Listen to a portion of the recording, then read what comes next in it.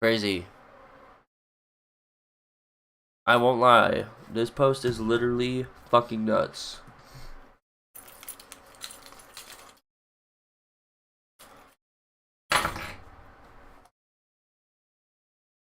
Alexa, perform a high-resolution ball scan.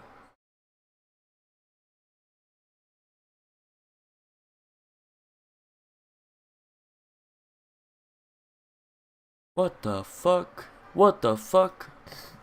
Peter, what are you doing? Crack? What the fuck?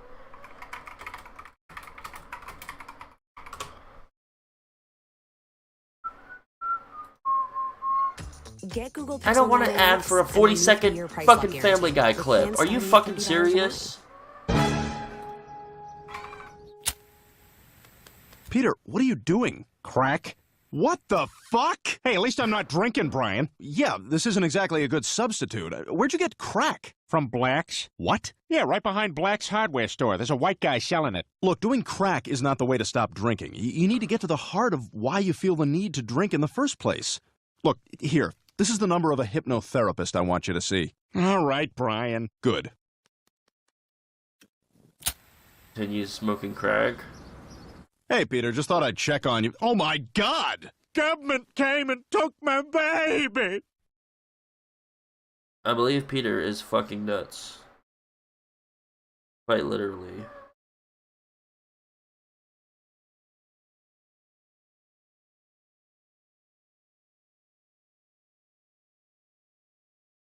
Shut up, Peter. Shut up, Peter.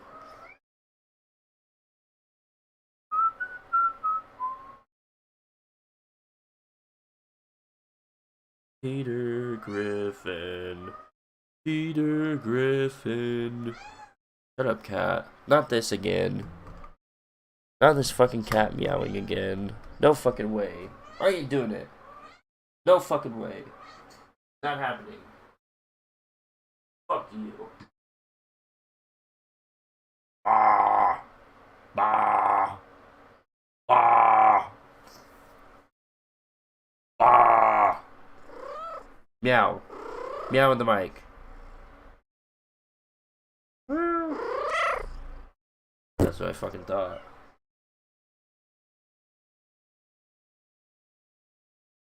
Bro, I turned my stream off last night. Wait. Williams is a completely deranged lunatic. I turned my stream off last night and I was listening back to like some of the random clips and stuff just to see like how it looked and how it sounded. I sound like a fucking garbage eater. Because of my nose. I feel like I've been snorting dumpster crack all day. Peter, what are you doing? Crack? What the fuck? Where'd you get crack? What the fuck? Where'd you get crack? What the fuck? Peter, what are you doing? What the fuck? Crack.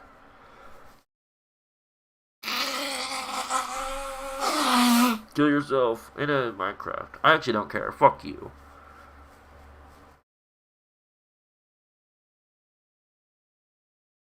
So soy.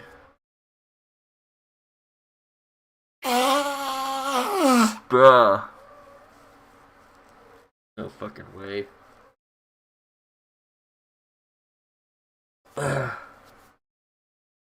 Look, we need to figure this out.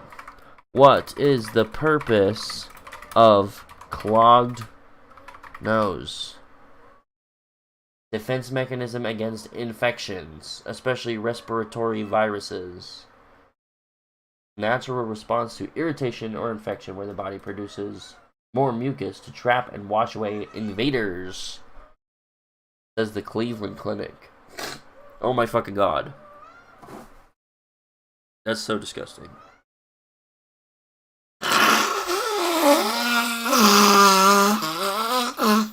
Gnarly as fuck. Gnarly as fuck. Gnarly. Nose blowing stream. Based on what? Based? Do I have to finish watching this fucking... It's like 14 hours long. No way did Dylan watch this entire thing. Fuck you. Okay. Let me return some of this. Hold on. Hold up. Return this.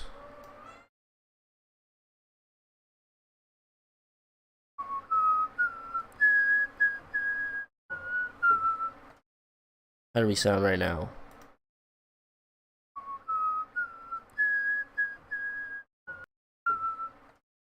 How do we sound right now? Bro, it's still on my... It sounds so bad. What the fuck? My voice. I obviously sound fucking sick. I probably sounded like that to all the fucking customers at Subway as well. That's disgusting. They're like, what the fuck? Where'd you get crack? Truly infuriating. Infuriating. Truly infuriating. Truly infuriating. Okay, look, fine. Need to do a little bit of this. Otherwise, we burn in hell. If you live in sin, you burn in hell. So how does this look? Actually pretty much lined up with the Steam thing. Right? Yeah, we can do this.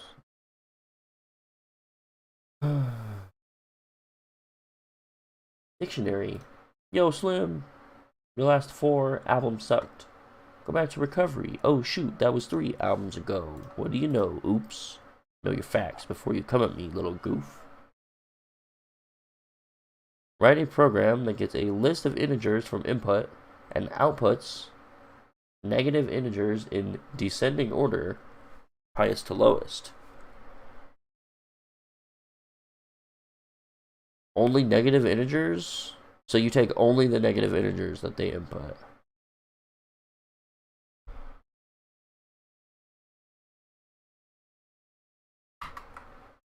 Okay, here, robot. Cook some shit for me.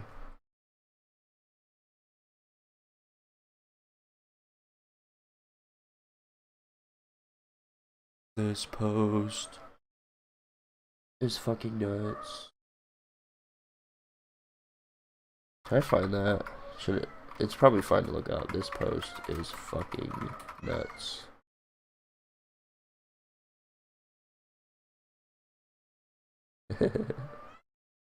Why? Why is it labeled this? Wait. I don't... It's not a fucking... I don't care. This is so stupid. Why the fuck is this NSFW? It's a post and a fucking peanut.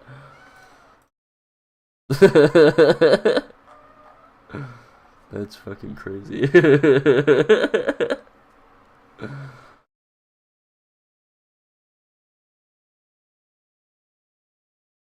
Not funny.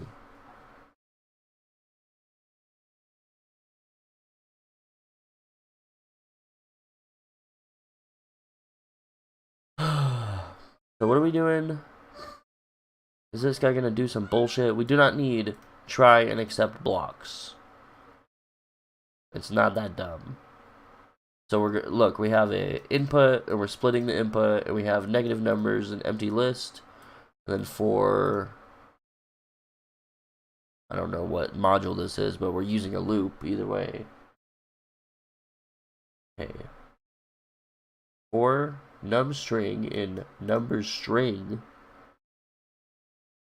Num, what? Yeah, num equals integer of num string. Bro.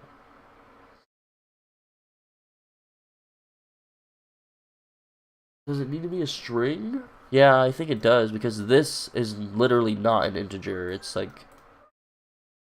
or a number at all. It's like it is like a bunch of numbers and negatives and white space, I guess.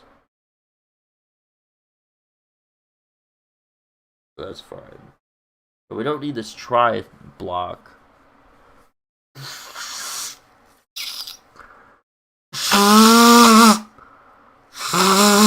Awesome.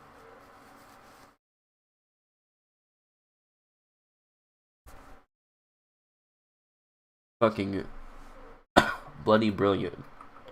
Let's try this.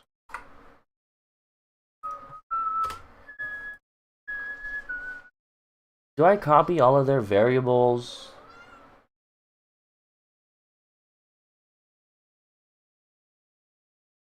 Make them a little shorter.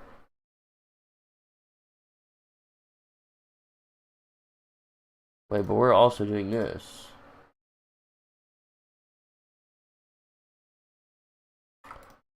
Womp womp.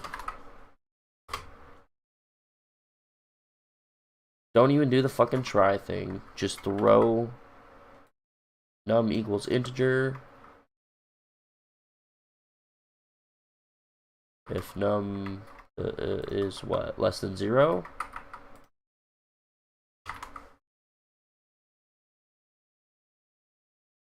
Yeah, and you throw that on there. Why don't you just put a num?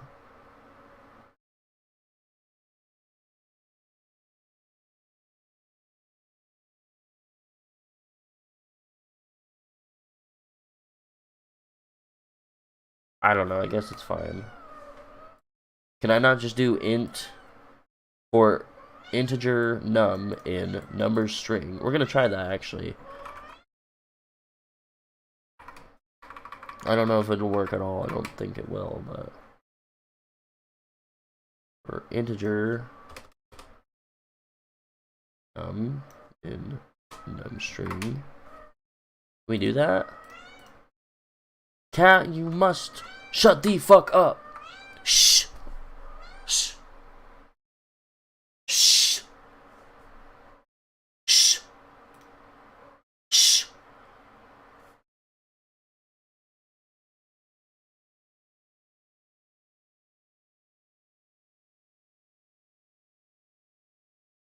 Cat, shut up. And then what? Does it want it sorted in descending order? And that's after all this is done. What did I just do? Did I type a random thing? Hope so. We need 2 loops.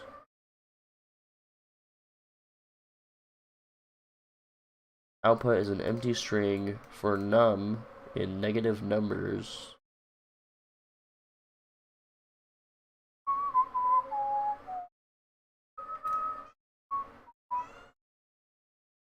I just want to see if it runs. So can we give it like... Oh. Okay, so we can't do that. Then... Bring them...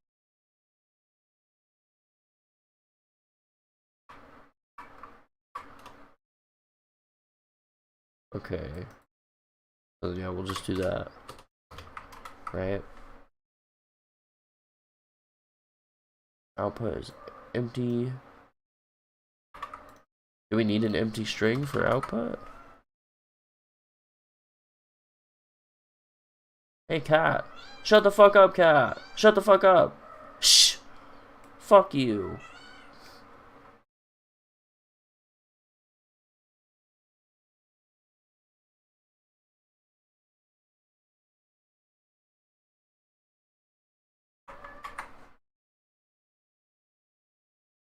Okay. These are always so fucking wonky. 4. That's just a space, bro. Yo, shut the fuck up. Shh. Shh. Shh. Shh. Holy shit. Alright, look away. She just fucking starts meowing again. Meow. Meow. Meow. Meow. Meow. Meow. Meow. It totally pisses me off. Stop. Stop it.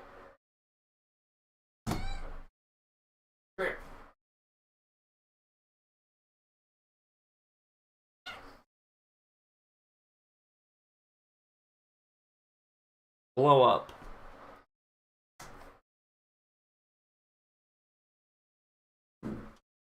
Shut the fuck up, cat.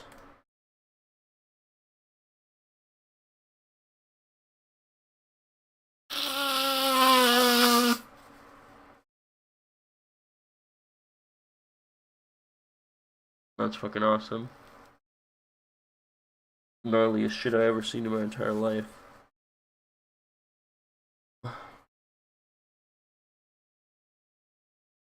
And then what are we doing? So what does this do? This takes the negative numbers list, and it takes each thing in that list,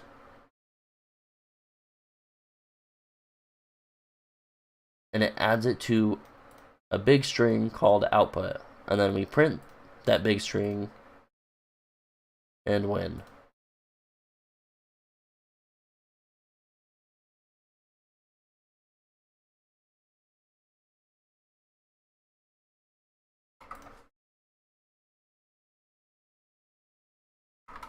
Input.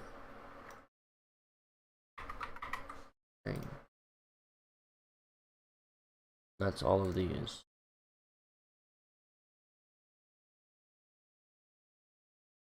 Can we just do this now? Will it run? So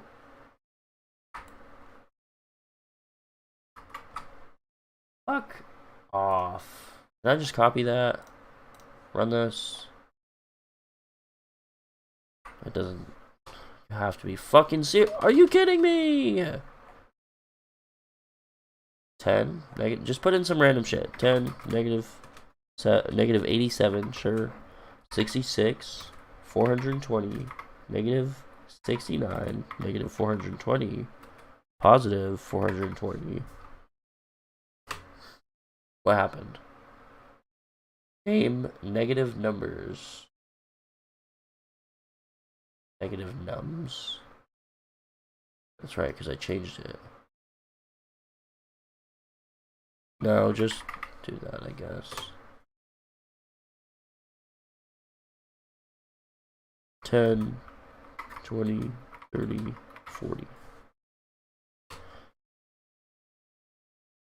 Why is there two? What the fuck? What the fuck? Why are there two?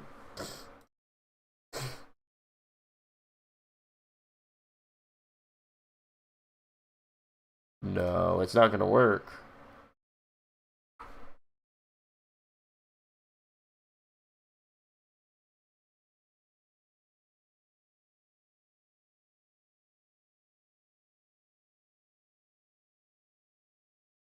Why is it printing these like so many fucking times? What's wrong with it?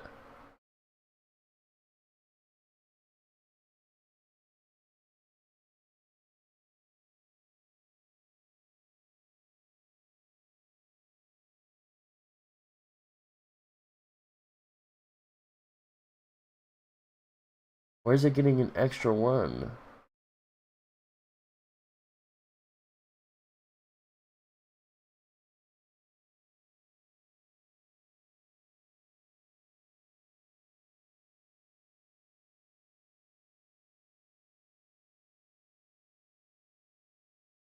This doesn't make any sense. Where is it getting?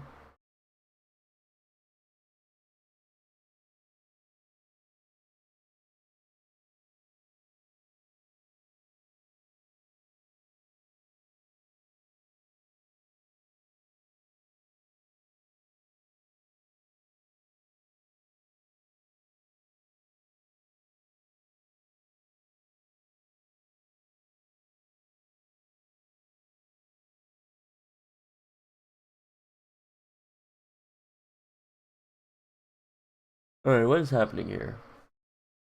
Oh, wait. No, that's a different thing. Looking at this.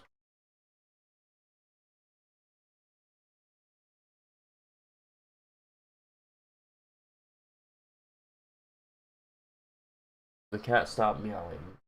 Fucking brilliant. She just sits like right next to me and she's fine. I guess she just wants attention. What a piece of shit. I don't understand what is happening here with this shit.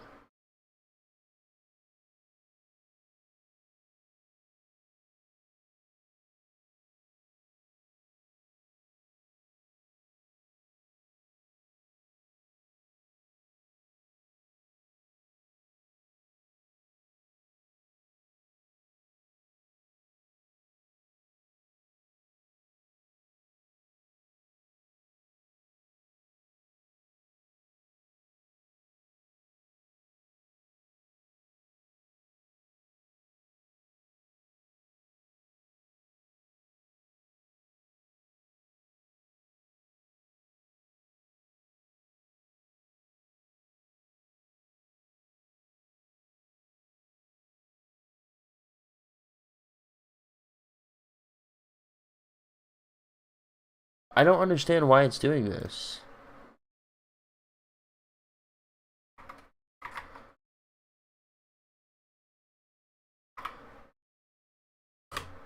Why is it... Fuck off, dumbass. Shh. Shh. Shh. Shh. Shh. Holy. There's like an extra fucking thing here for no reason. For no fucking reason. For no fucking reason. For no fucking reason. It's here for no fucking reason.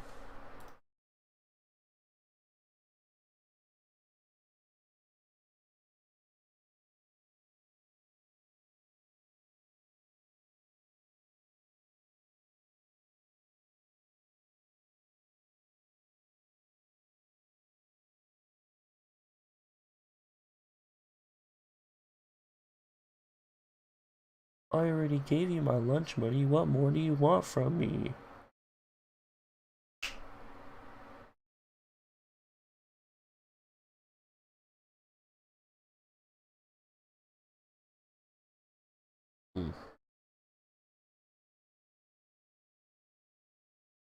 Bro, what the heck? What is happening? What is happening? What the fuck? What the hell? Oh my god, ain't no way. What do hell? Oh my god. Look, okay, so it's coming from this.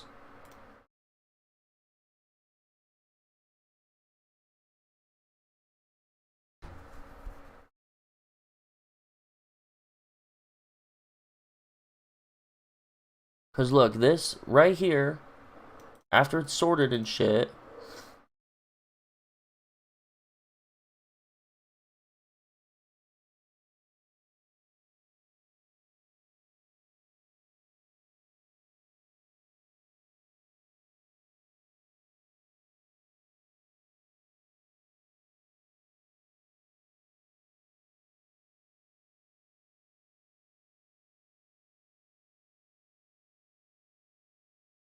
now just stop fucking meowing.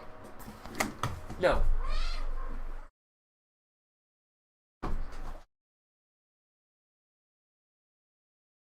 Fuck you. Shh. Why doesn't this work?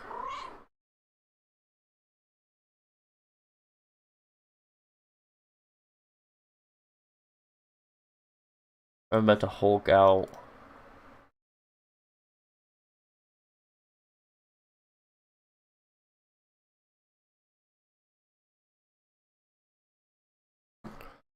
Pickles. Like, I just want to fucking complete, like, a couple fucking assignments so that I don't fail miserably.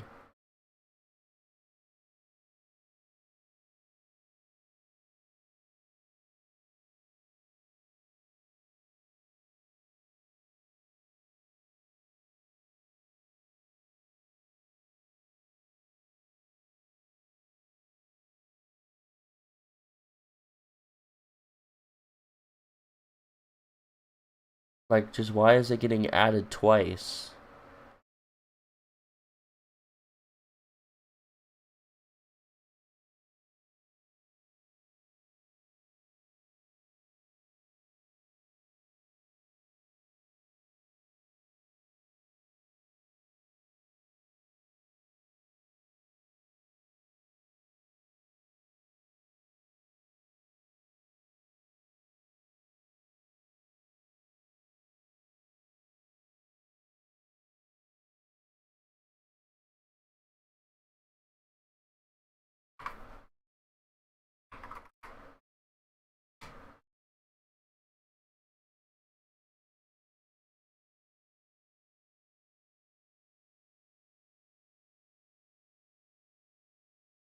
Run the program, bro.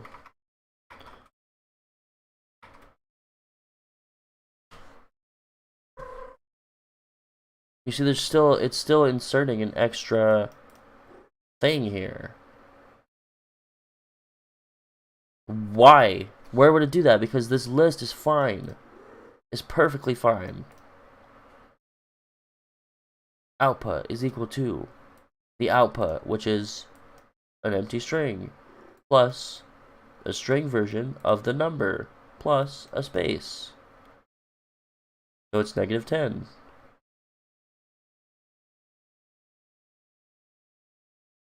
And then we're printing what's on that output, which is a -10.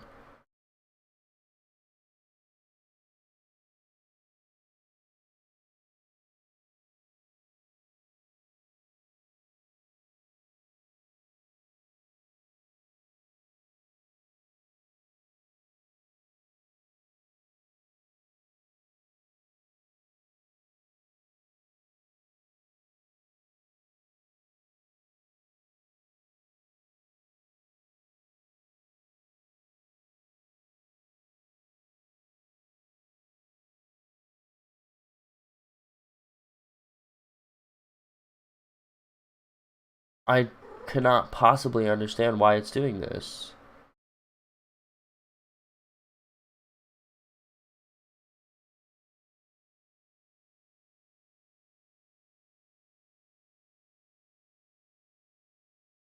Seriously, how is it outputting another? It's like duplicating the first one. Does it duplicate all of them?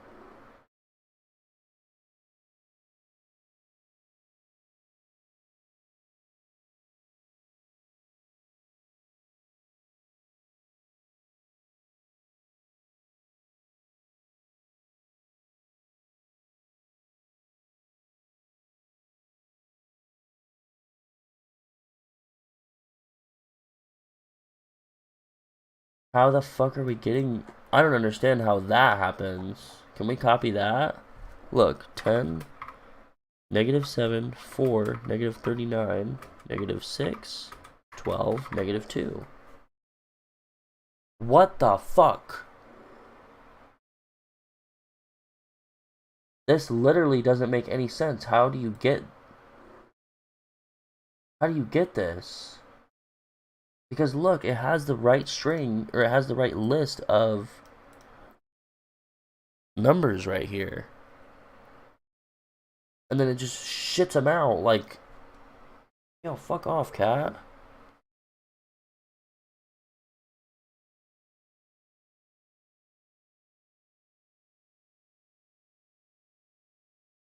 Shh.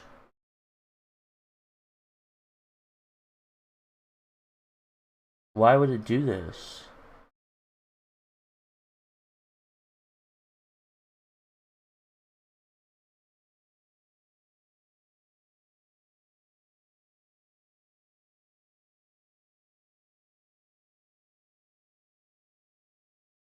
Okay, wait. Look. Here, there's an indentation. Okay, so that's what we're gonna do. At the end of this loop, we're just gonna print that. It's gonna fix it right now.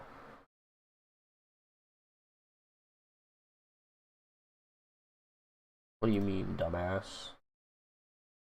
Watch, this is gonna fix it. It's because we were printing it on every single iteration. What is your fucking problem? Failed to start instance. Failed to reset workspace. Your program produced no output. Just run it. Is it running?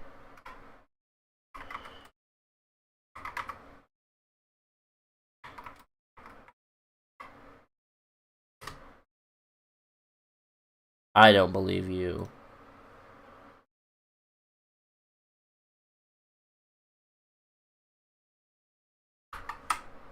Refresh this page.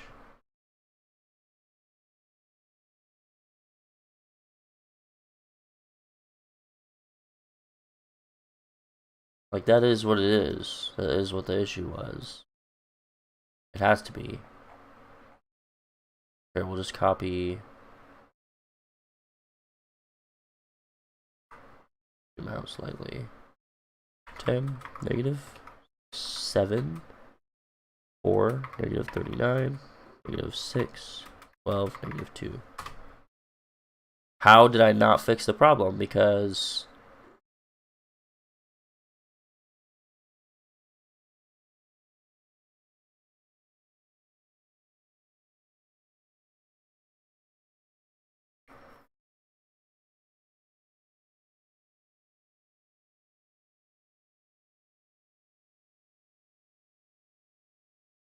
What the fuck?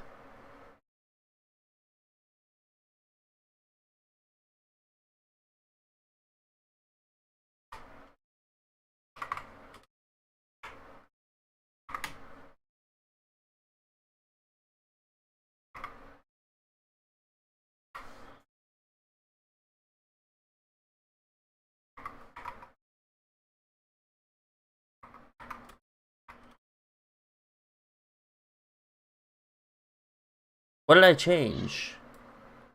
It was adding on the entire output at once. Well then, what if I... Hello? Can you just... Oh my god, what's your fucking issue?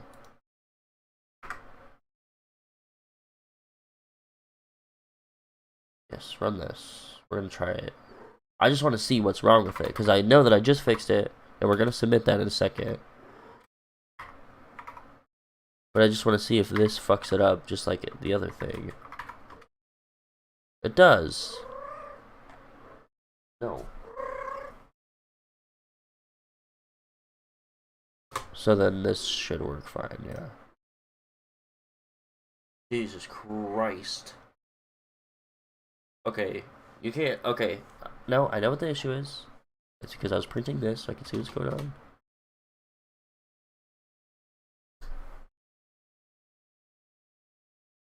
Look, passed. Awesome.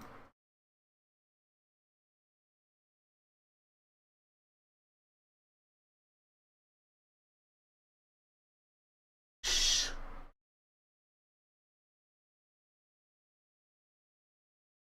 I check my grade. Probably hasn't gone up hardly at all.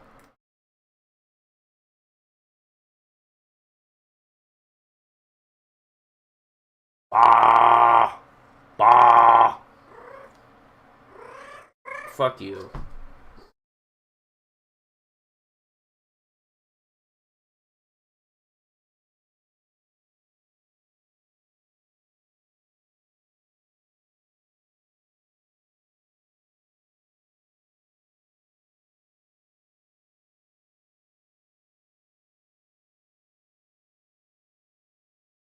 Fuck off. This is the wrong class. I'm not looking at this class, bro.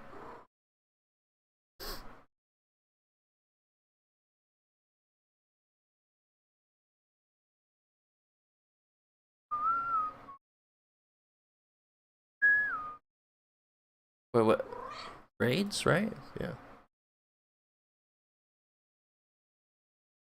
First one, see my lab's grade. It's up to 60, almost 65%. So it's gone up at least a few percent. I hate you. No.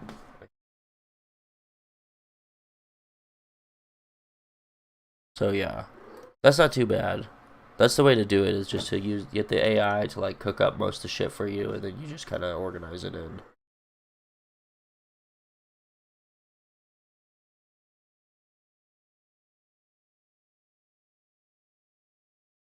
This post is nuts. This post is nuts.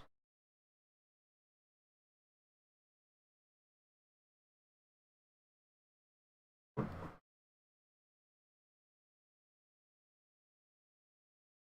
don't want to play a game. I don't know what game. I think I should work on Dead Redemption 2.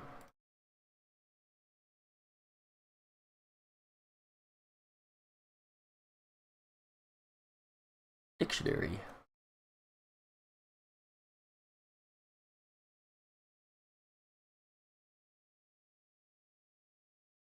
Oh shoot, that was 3 albums ago. What do you know? Oops. Know your facts before you come at me, little goof.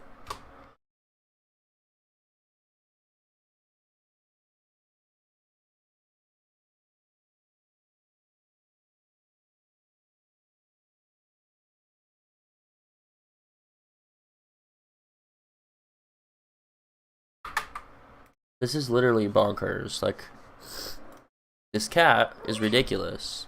She's fine. If she goes on the ground, she'll start meowing. But look at this fucking pose. She's like doing the heat thing, isn't she? It's frankly fucking disgusting if you ask me. Ah! Meow. You see, this is disgusting as fuck. Watch the meowing begin. Scream. She's about to scream.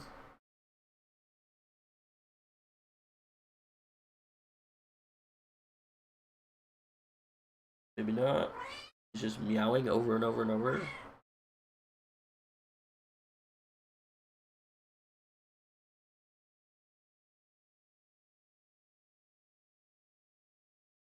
What if I look over here and I act like I'm doing stuff or I'm talking and doing something? She's gonna get loud too. I'm pressing buttons, I'm talking. Alright, she's fine, I guess, for now. Hopefully. Very irritating.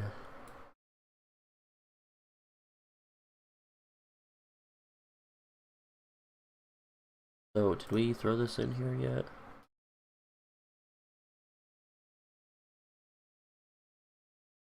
Trash compactor. Trash compactor. Do you guys sell trash compactor? Trash compactor? Ooh. $100. What the fuck? $1,000 trash compactor. The trash compactor. So cool.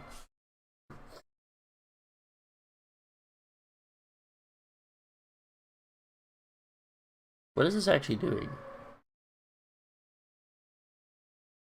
Like some shit?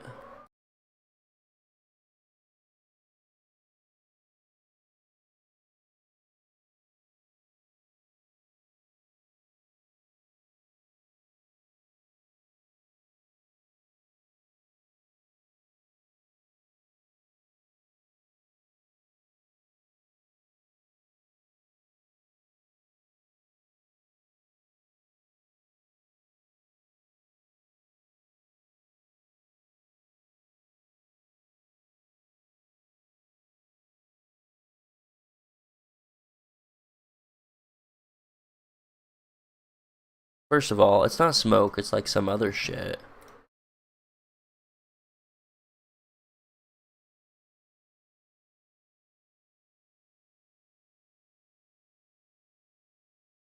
Gets a list of integers from input.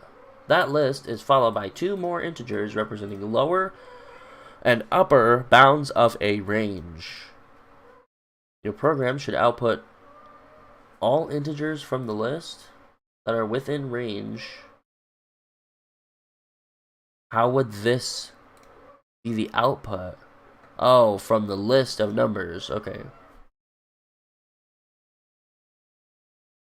How do you do that? Probably a loop or something. You go through and you ask each one if it's in range or something. It doesn't even sort them. It just cuts out the shit. Okay, so you would do a for loop. And you would say for element in the list. If it is within the range, then you keep it in this new list. And if not, you fucking delete it. So that shouldn't be too bad. I think. Let's see.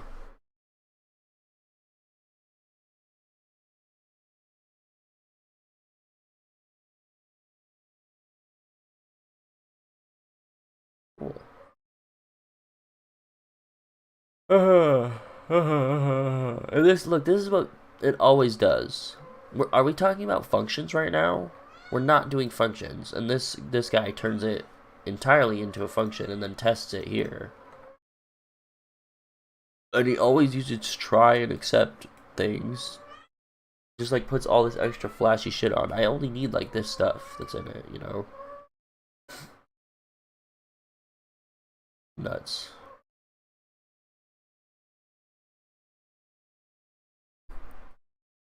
What the fuck up? I should make more YouTube videos.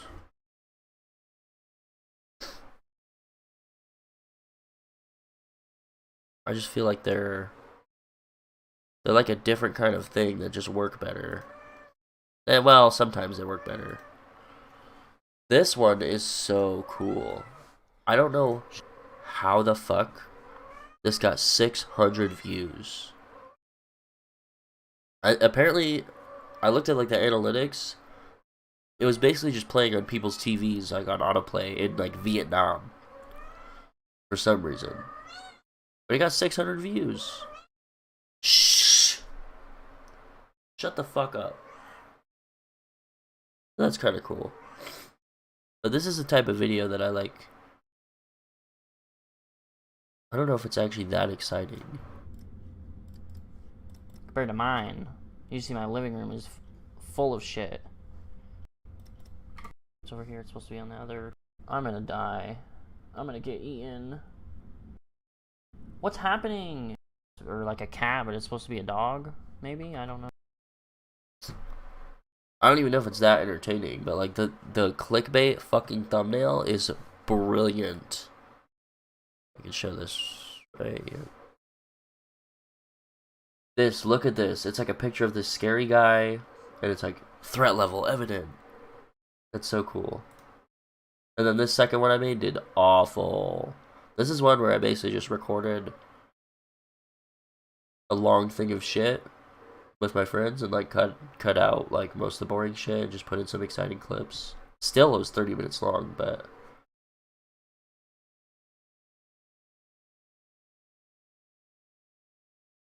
I don't know. Like this doesn't do as well, but I feel like if you had a bunch of these videos, it would be kind of cool. Because right now I only have the two like decently kind of edited videos. And then I think I was working on a... Was I working on a third video? I must have been. I should just fucking finish it and upload it. Hold up. I want to see. I had like gone through a bunch of effort to like edit through like a decent chunk of a video, but I don't remember.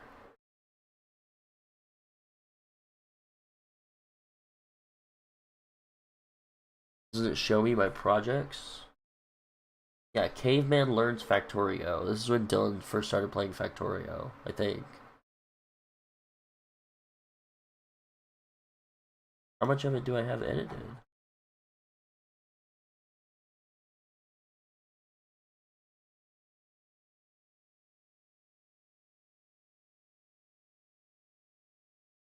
Like 10 minutes? We're gonna abuse the shit out of steroids and have your heart give out in 3 years.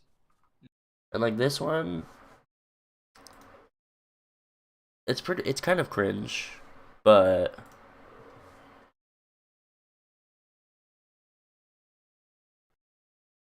I tried to add a lot more like random pictures and like little clips in. Half of it. What the fuck? What? How did you? What the fuck? What about crypt quads? See, for a month. I actually had like foot drop for a month. You know, like that shit where you can't like your foot just hangs. You can't lift it up. I had that for a month. What the fuck?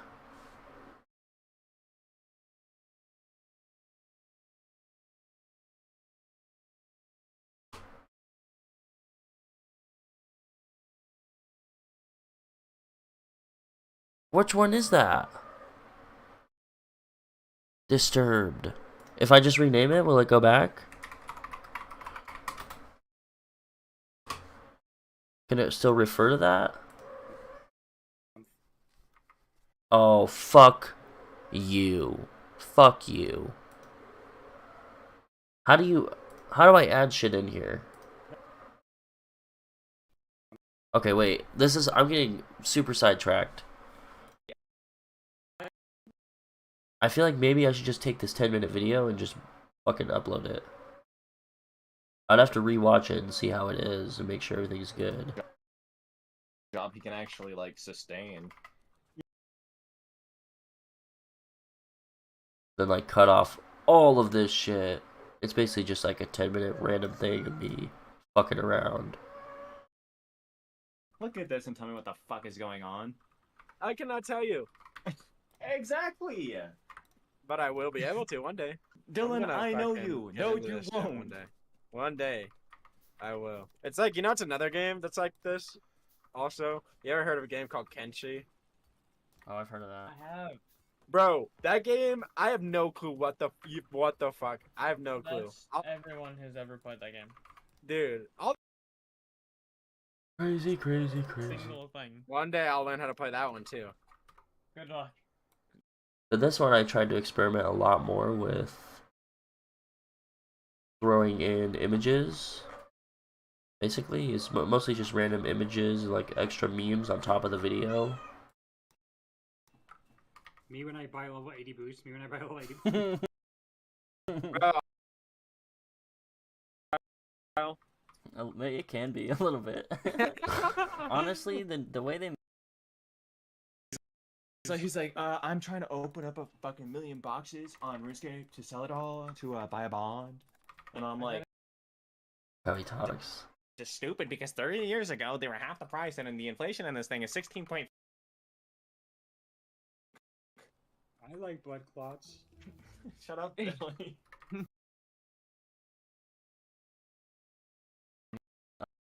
I don't know if I actually see many players like that. Most of the players I find are like pretty experienced and know what they're doing, because they got the Mythic Plus dungeons shit where you gotta know like everything that you're doing to be able to do it. But oh my god, in Raid Finder, there's plenty of them in the Raid Finder LFR mode.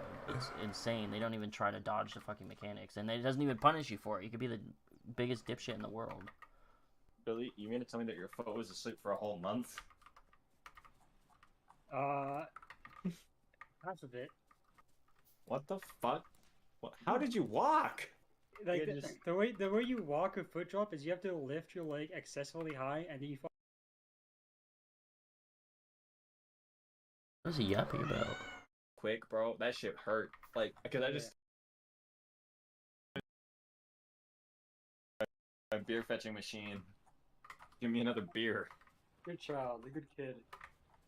I'm gonna start researching. It's a little bit cheesy.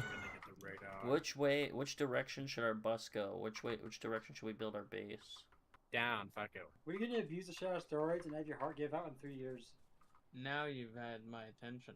Hey, Oh yeah. remember? I don't know, like maybe I should just go through this and like just finish up like this last bit and then just throw it on YouTube just so that there's like a little something. Did I make any changes? No, it's fine, just leave it.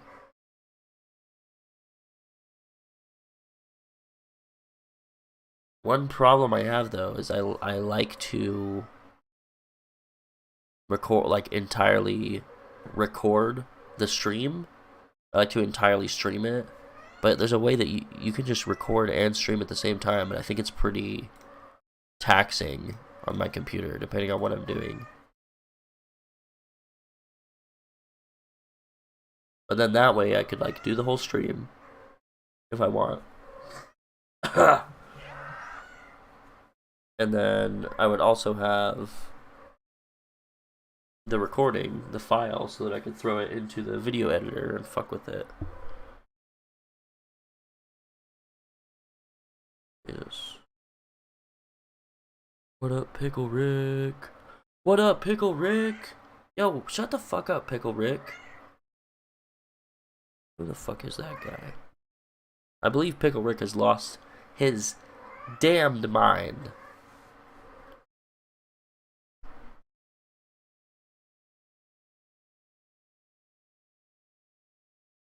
Quite likely. Can we see Pickle Rick in the background still? He's hiding.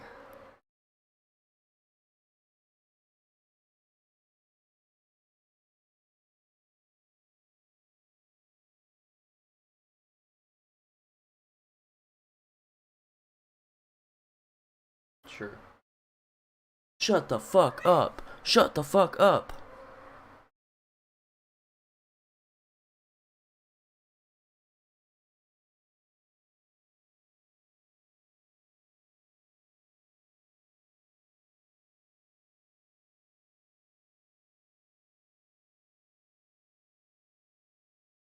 That's nuts.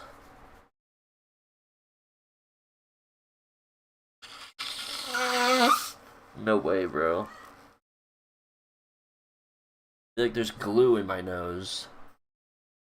Fucking hate it. Alright, let's do this last one, and then I need to go do some shit for at least a few minutes.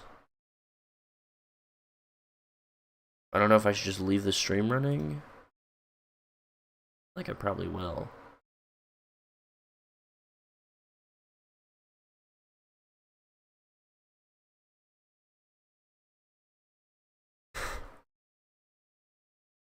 Alright, just do this. Let's just do this.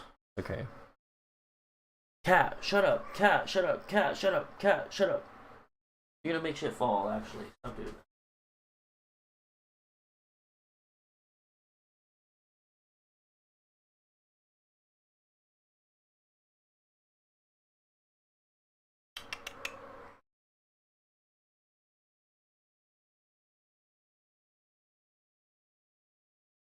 The parts.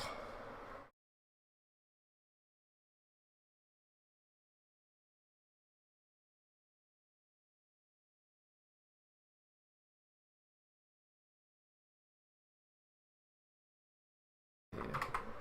Parts equals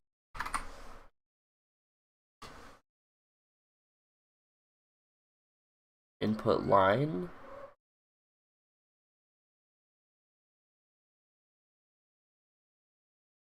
Input line equals input.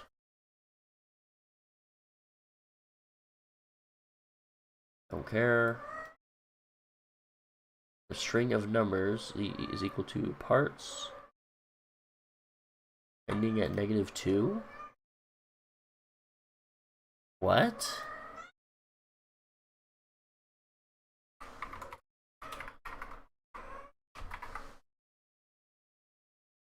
What is this? Start, stop, step. So it stops.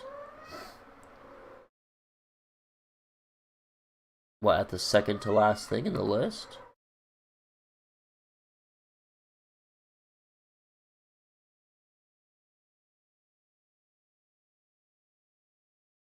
That doesn't make any sense. Why wouldn't the number string just be this shit?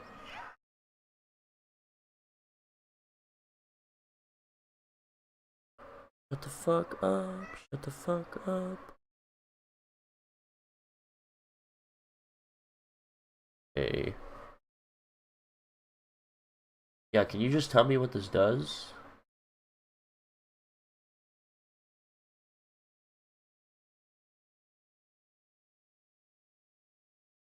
No, they're not.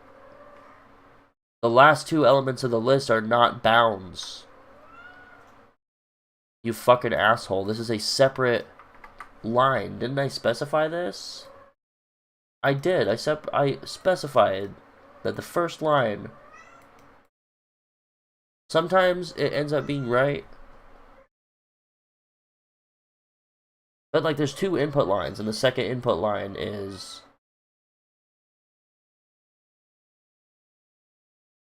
Oh my fucking god. Do I have to remake this whole... Whatever. I can do it. It's fine.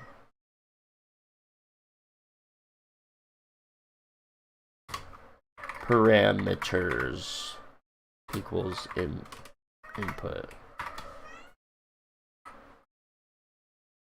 I'll just fucking make it.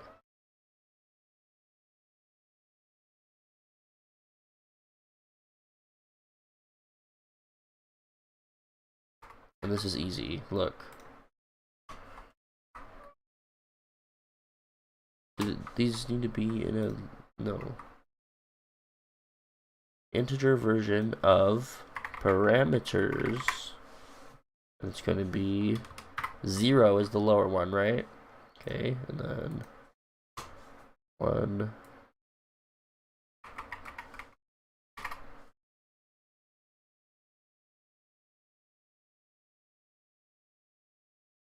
Okay, there.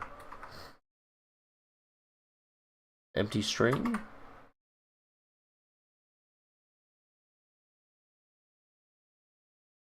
What's this for?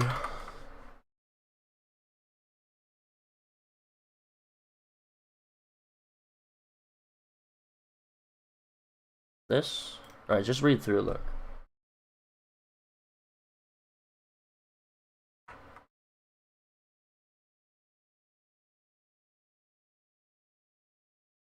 We also need number strings equal to number strings equal to parts.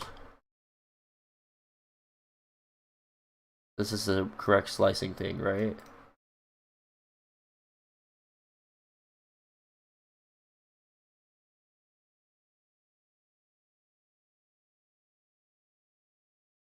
Wait, no. Does this come after? Yeah, this comes after because it uses parts.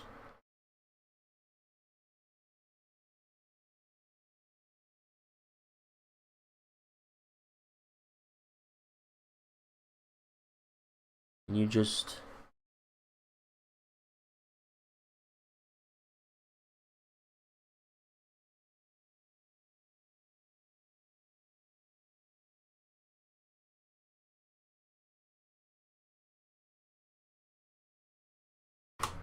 Like, can't we just do this? Number string is the split version of the input line.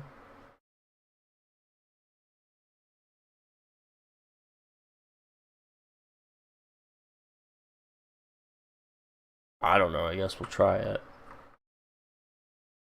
Like, so far, if I run it, is it gonna have any major errors?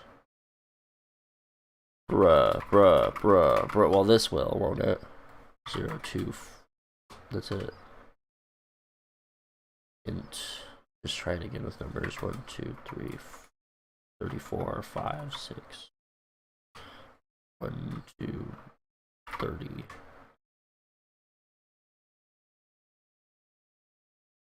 Invalid literal for integer with base 10. Okay, so we do need the slicing thing. Because that's going to get rid of the... Wait, am I crazy? Does the slicing get rid of...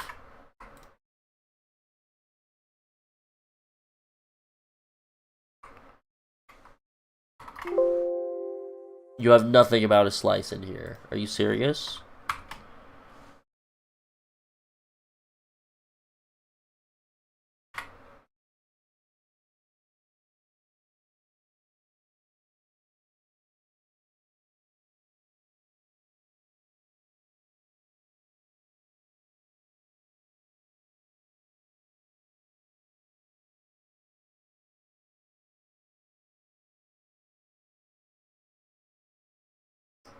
Whatever.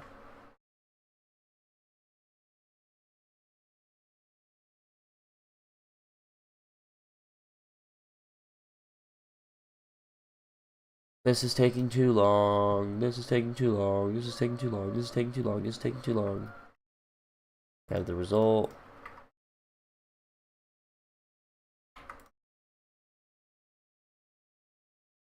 Empty thing.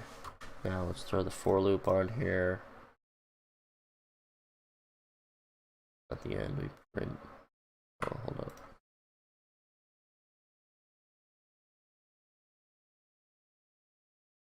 This.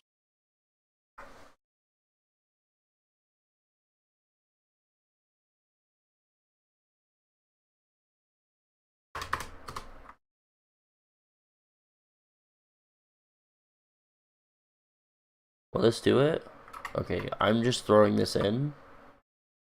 Comma, join with the result plus a comma at what? Aren't you gonna have too many commas? So let's just try the normal input. 25, 51, 51, 0, 200, and 33. And we want 0, 50. What the fuck are you fucking talking about? Oh, it's because we need to split.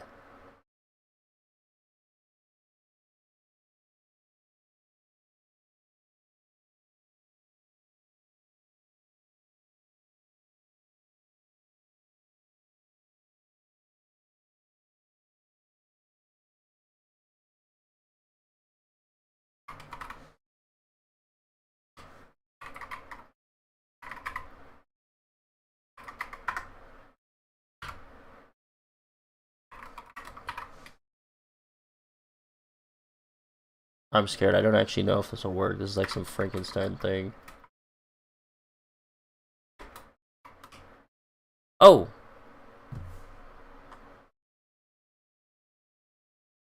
Did it work?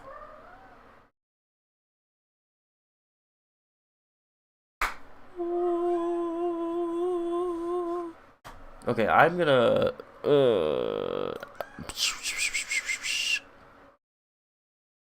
I'm just gonna be right back. Yeah, I'll be back in maybe like 15 minutes. Maybe like 10-15 minutes, I think. We'll see.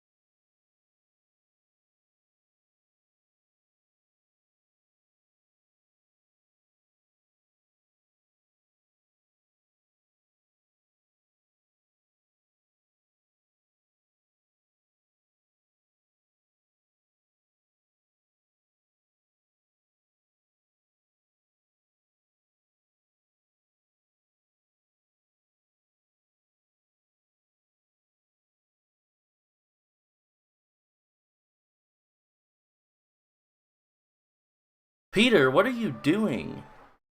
Crack. What the fuck? What the fuck? Where did you find crack? From Black's. What? Yeah, Black's hardware store. There was a white guy selling it.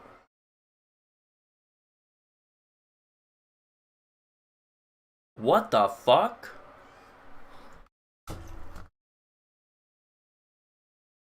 How long was I gone?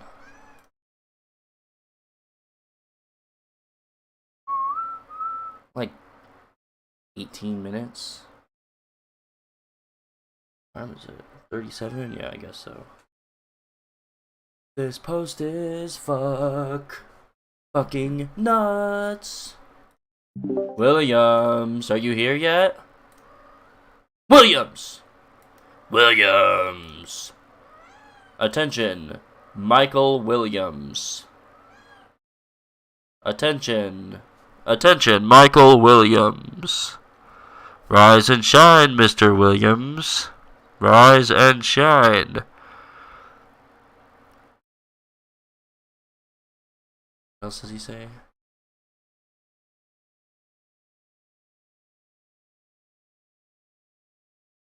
Rise and shine, Mr. Freeman. Not so fast. The general. I don't want to add. Mom. He gave us a break on our car insurance, and he'll look after you too. Yep. Rise and shine. Rise and shine, Mr. Williams. Rise and shine.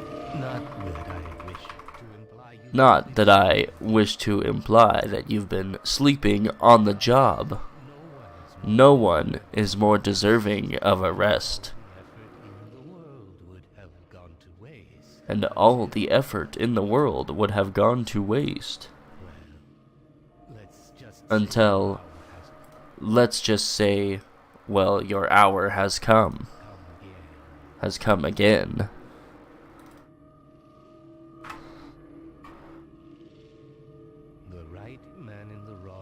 The right man in the wrong place can make all the difference in the world. So, wake up, Mr. Williams. Wake up and smell the ashes. You think you heard that? Mr. Williams, wake up and smell the ashes. That's so stupid. Williams gets muted again. Back to the prison. Sack of shit.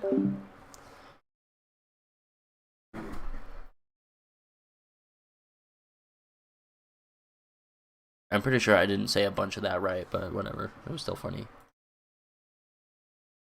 Rise and shine, Mr. Freeman. Gordon.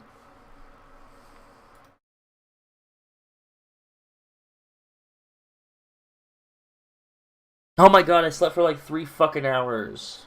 2 or 3 hours. When am I gonna sleep? Now I drink my dad's fucking crack coffee.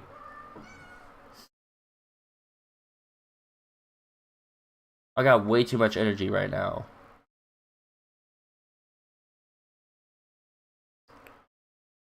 This post is fucking nuts. Oblivion. Obliviated. The first normal Oblivion game is 6 gigabytes, and this one is 120. Isn't that like 20 times, literally 20 times the size? Is it? 6 times 20? Yeah. Jesus Christ. Jesus Christ! Are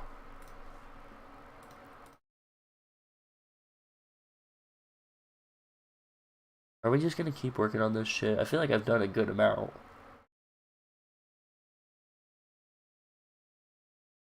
But I need like an actual good amount of it done. Like probably like most of this shit done for me to feel better about it. I feel a lot more confident that I'm gonna pass this class. Thank God.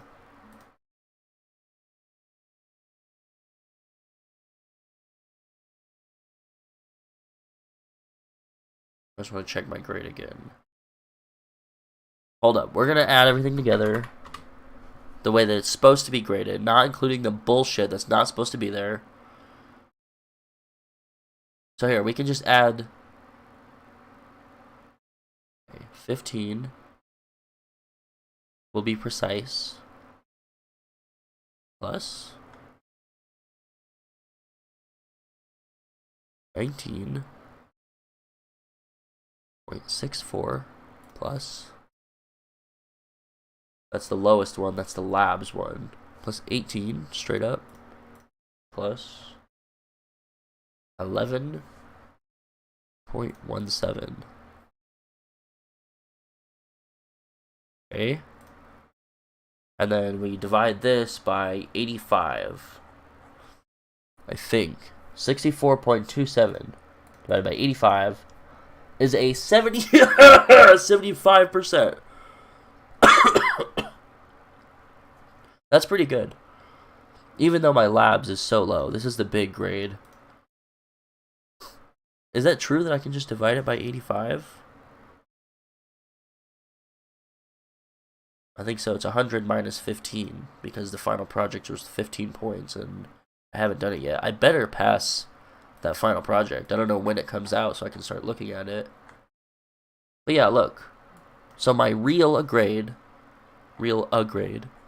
adjusted for whatever dumpster garbage this guy's throwing at me, is 75%. So it's passing. And then my other class is like 92% or something, so yeah, I do feel a lot better about it. I was really worried that I was just gonna fucking bomb this class, because I've taken college classes in the past, and I basically fucking bombed all of them. It was a disaster. It was a disaster that the previous administration left us. But this looks good.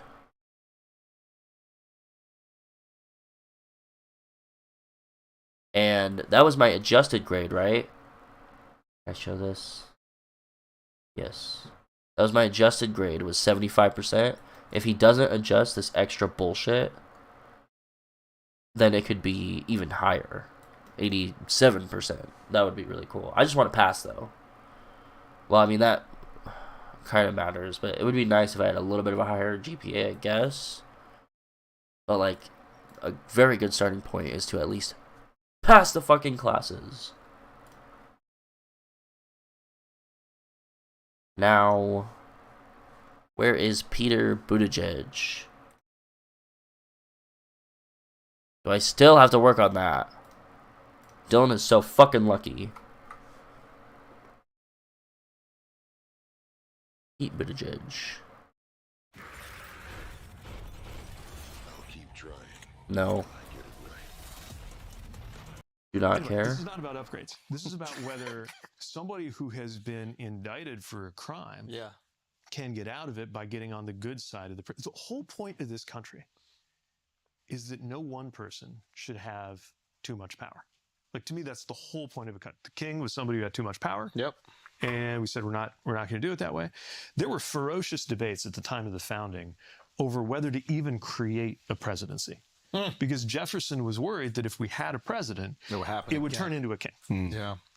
And they kind of hit a compromise where we created the president, but we took all these measures in the Constitution to make sure that that presidency didn't become too powerful. And this is like a part of the texture of our country. One of my favorite fun facts about Washington, D.C. is Limits on power. The Jefferson... Not his favorite part, but this is what this section is on. It's about limits on power. Based, by the way, you know, we need to have checks and balances and limits on power. Memorial. The round domed columned structure with the statue of Are you talking slow as fuck, bro? Talk faster. Jefferson right in the middle. Yep. Has him perfectly aligned with the exact center line of the White House. So that if you're standing in the Blue Room, which is in the middle of the White House, looking south, you have there's a straight line. He's watching you. Because he's watching. He's watching the executive, saying he doesn't want the executive office president to get out of hand. About that. Right Lincoln Memorial and Jefferson Memorial, right? Both liberal politicians. Liberal. Who? Thomas Jefferson and Abraham Lincoln? maybe Abraham Lincoln, but Thomas Jefferson is in a different fucking era. This guy's like, I don't know about that. I don't know, Chief. For the time? For the time? I just don't feel like this applies to Thomas Jefferson at all. This is like a totally different time. I don't know. What does he think about that? Jefferson. You think he was like extreme conservative? Kind of both, right? I mean, he was agrarian. He was definitely more kind of libertarian, if we were to try to map it onto today's terms. Whole joke right now. Yeah, but fucking idiot. I was trying to shoehorn a joke. Let's go with it. No, the joke is. Come on, buddy. He's so right. He's so a mile away. He's so right. It's a stupid joke. We've seen Second Avenue subway after 50 years. There was never Second Avenue subway. Okay, Pete, here's the actual question I have. I hear a lot of what you're saying is tax the rich. They need to pay their taxes. I remember moving from Texas to California. Texas, I started paying taxes, and it was like, I remember I was working at Verizon Wireless and doing a horrible job selling cell phones, and my commission would get taxed at like 40%. And I was like, okay, fair enough. But then I'm driving, the roads suck. Wait, the schools, from what I heard, sucked. What even was that guy's question? Was it just like, if they're liberal politicians, and now this guy's going on to a completely different thing? Are they going on to tangents? I don't know. New York, same thing. Very high taxes. There's no Second Avenue subway. Schools are horrible. If you have any kind of money, it seems like you're sending your kids to private schools, or you live in such a rich neighborhood that the public school is basically a private school. What the tax money seems like it gets wasted. It doesn't get used wisely. So I have like an aversion to, they should pay their taxes, because my reaction is, I've seen what happens when people pay taxes. I agree with that, what he said about California. I think what he said about California was... Well, he's just saying that because there's like some shitty programs around him that like... Why would people pay taxes? Because it's all shit? That's just so doomer, I don't know. Shit on one state or another, but there is obviously a relationship between the results you see and your willingness to trust that there's anything you're getting out of your tax dollars. My trust is very low. Especially with America's trust is very low, right? And if you look at, I know Democrats always like to point to Scandinavian countries, but I'm going to do it. One thing you notice about those countries, which do have a pretty high tax burden, but the reason there's also a higher sense among people that it's fair is that they get good results. They have good healthcare and good education. And that doesn't just happen because you put the money in. But if you put the money in and you do it right, then the public's going to be more trusting, right? That you're getting something out of those tax dollars. I think it's easy to do when like every girl's hot. What? This guy. No, like have you been to Scandinavia? It's like every... Okay, dude. Hot, right? So he literally looked at me, he's like, what? What the fuck? The dudes are out there too. The dudes are good looking guys. If you're into that look, I don't know if you're into that look. Ow, what's going on? They're so good looking. Okay, bro. Listen, this is a crazier take than building a fucking subway on 2nd Avenue. What the fuck? What I'm trying to say is, if you go to Denmark, you go to Sweden. Saying if you're good looking, there's going to be a higher perception of tax You'll spend a little bit more. You know what I mean? It's something to look at. Because you're just happy to be there. You're happy to be there. Have you talked to Scandinavians when they travel abroad and what they see? Can I get a real answer from this man? I'm real fucking This is a real Actually, experience. I'm asking. I got this is an efficiency. dudes too. They're tall. They're handsome. They have facial hair. They're Vikings.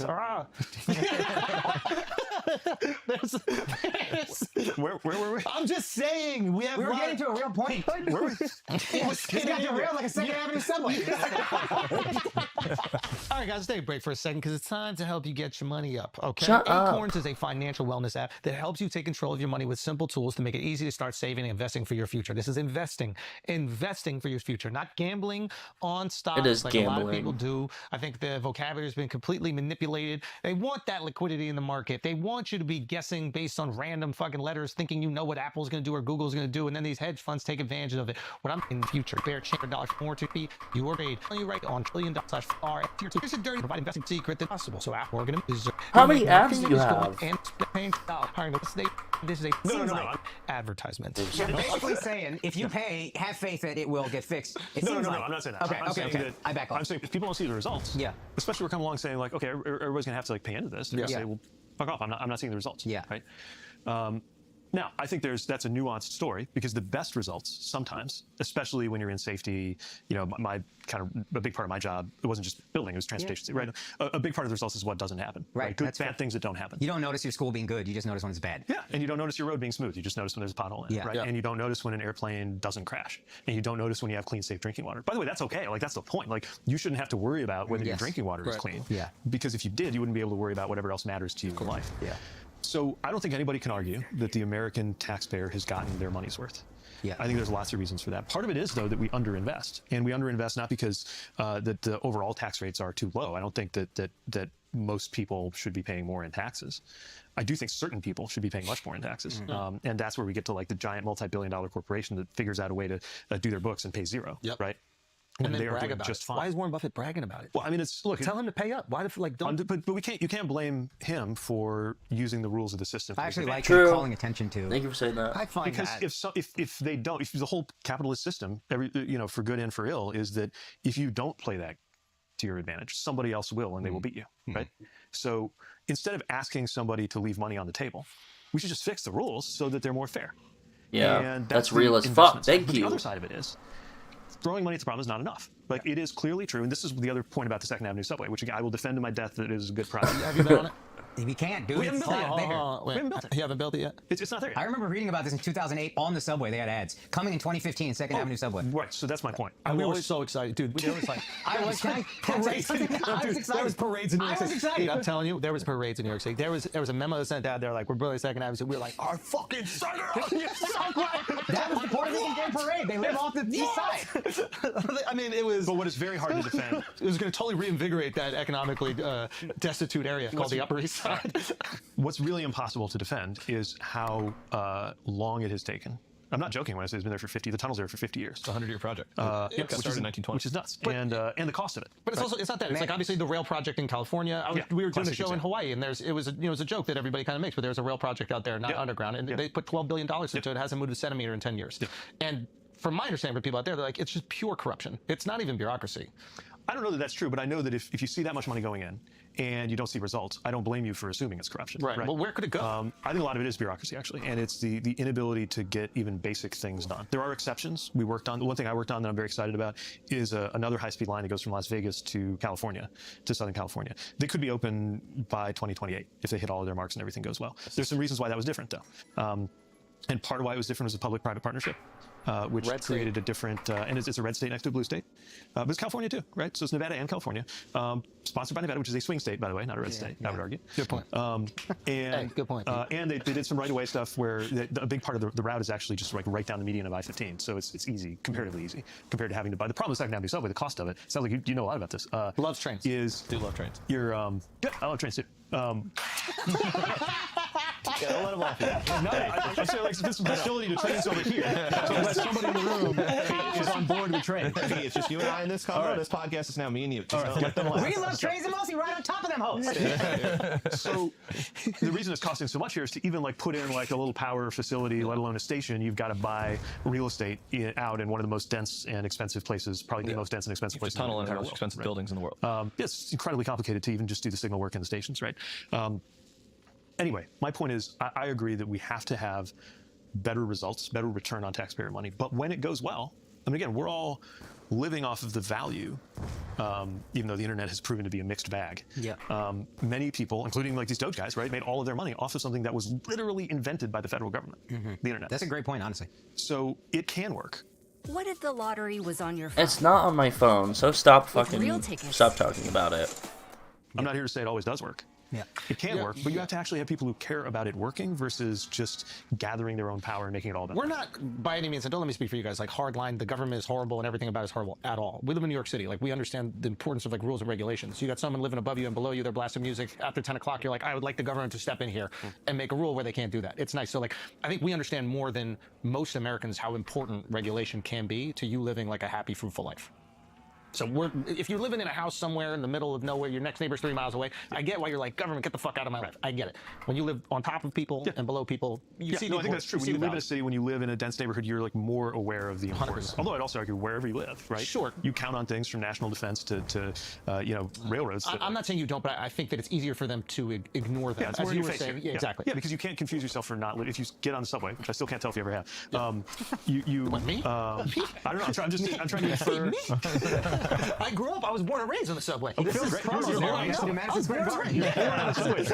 Listen, I know. Okay, so when you're sitting on the subway, name one stop. I'll tell you what it is. You can't miss the. Name one stop. I'll tell you what it is. 59th Street. Name any any train. Name any train. I think you Name had your sugar favorite today. train. Sorry, I apologize. I'm off sugar from left. Name your favorite train. I'll tell you my favorite.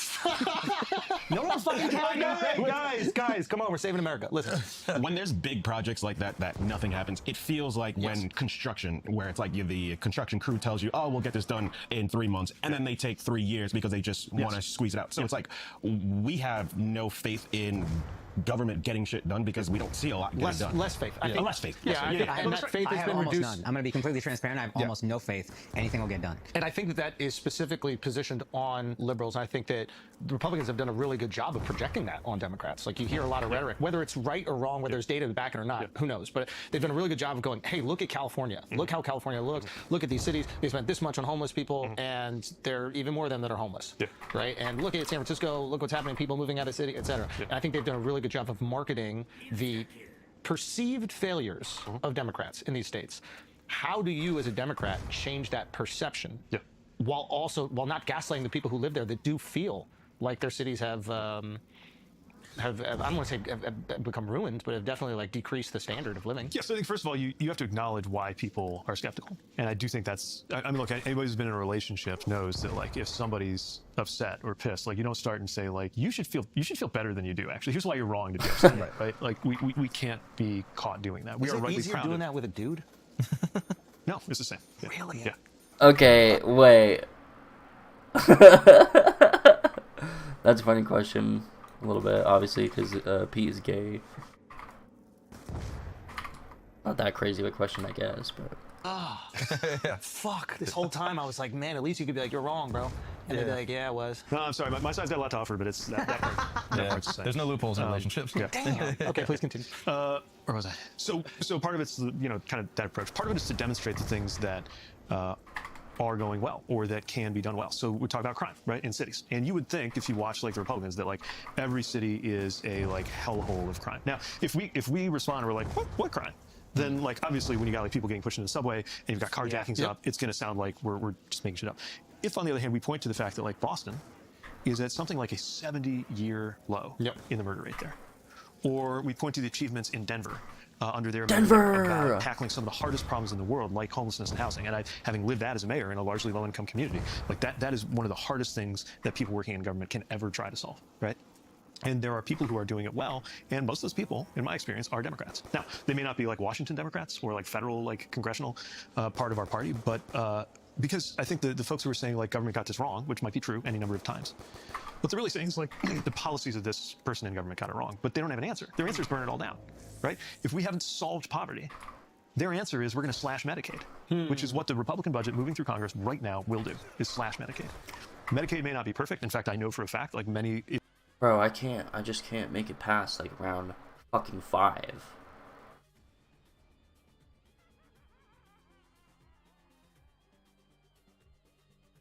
Because I get too greedy and I do shit that's like stretch myself too thin, and I'm doing shit that is like totally unsafe, and I die, obviously. And like I'm prioritizing getting points over like everything else. This is just irritating the shit out of me. I don't know if I want to play round 1, 2, 3, and 4 over and over again.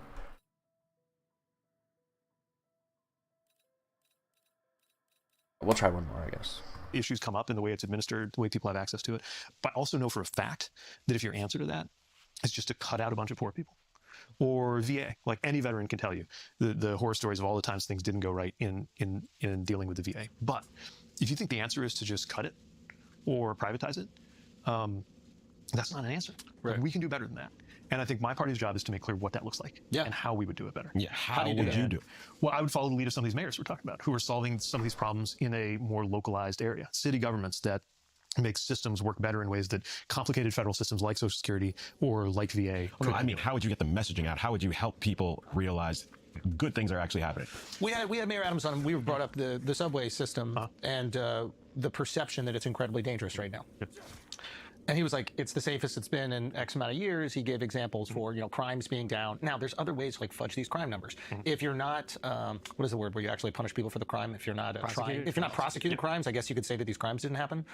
So then all of a sudden it looks like crimes are down. So I think there are ways of fudging numbers. Yeah, I mean, usually those numbers are based on arrests more than prosecutions, but God, yeah, I hear you. He was giving me crime statistics, not arrest statistics, but, Okay, but sure. interesting. But still, he came and he gave me this data, or he gave us this data, and then we were kind of shocked. We were like, oh, I thought the subway was dangerous again. Well, there's that perception and reality thing. I mean, back again to aviation, right? So a lot of folks are nervous flyers, don't know if it's safe to fly. Meanwhile, like I said, there was this horrible crash in January, but America went 15 years without a fatal commercial airline crash. Meanwhile, like the number of people who are going to die today in car crashes is basically the same as the number of people you can fit into a 737.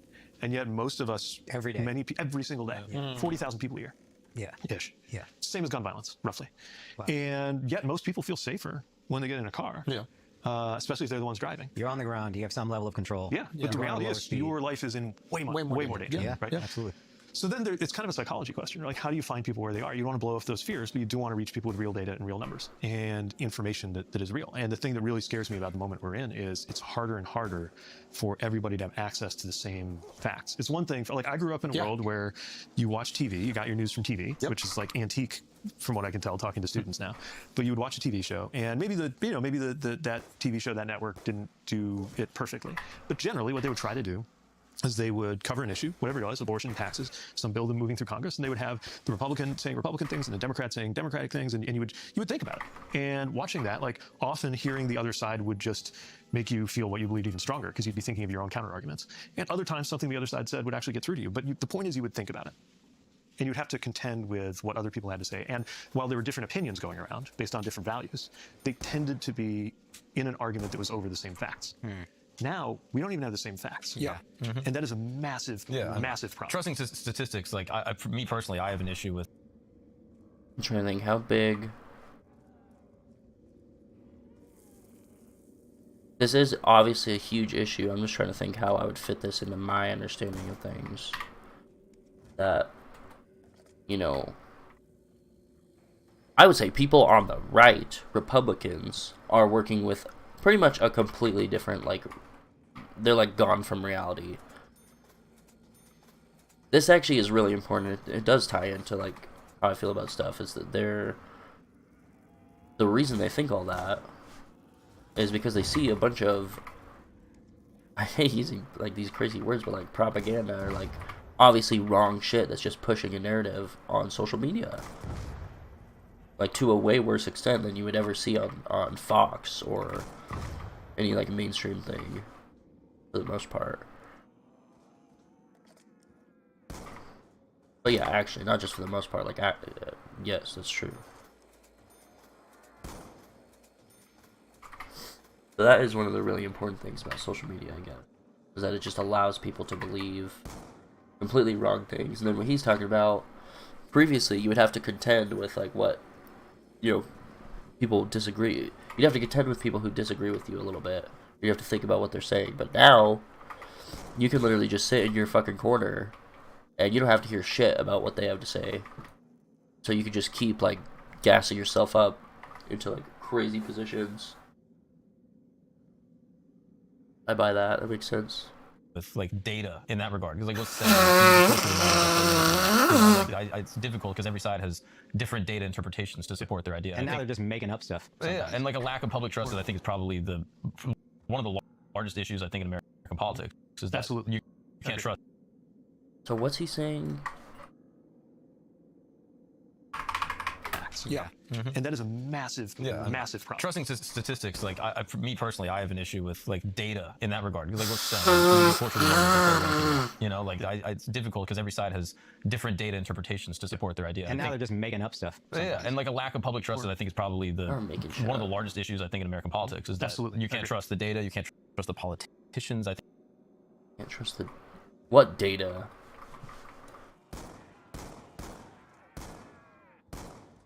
What data can you not trust? You can't trust, like, bullshit data, but, like, you should still be able to dig into shit, and, like, if you really actually want to find, like, get closer to the truth about something, you should be able to dig into that.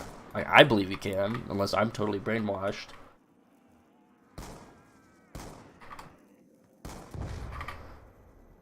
I don't know.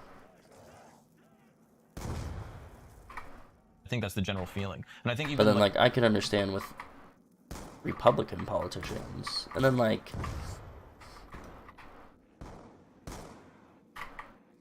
obviously I'm not gonna like them, and I'm also trying to think of like examples in the Democrats.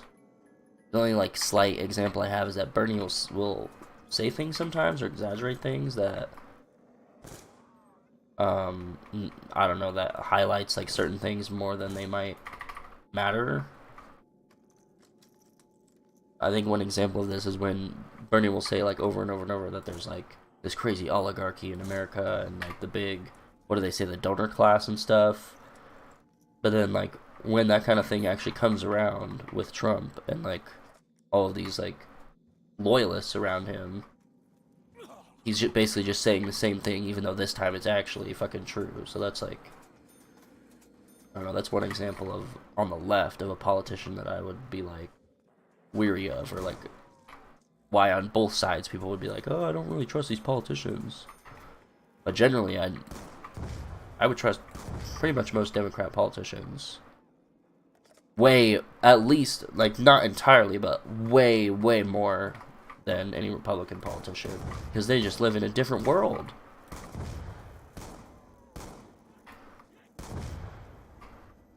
Like congressional stock trading is like a major issue with this. I'm curious your opinion on like private holding for publicly. Are you fucking kidding me? Are you fucking kidding me? Are you fucking kidding me? Are you fucking kidding me?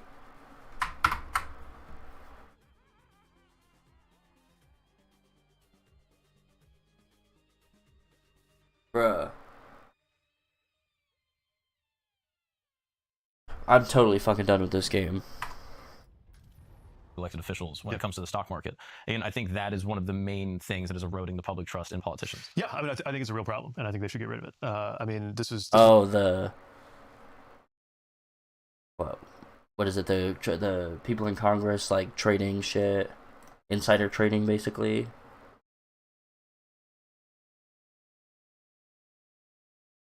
Do I care about that? Because as far as I know, that is kind of something that goes on. Well, at least that I hear about, and it makes sense that it goes on.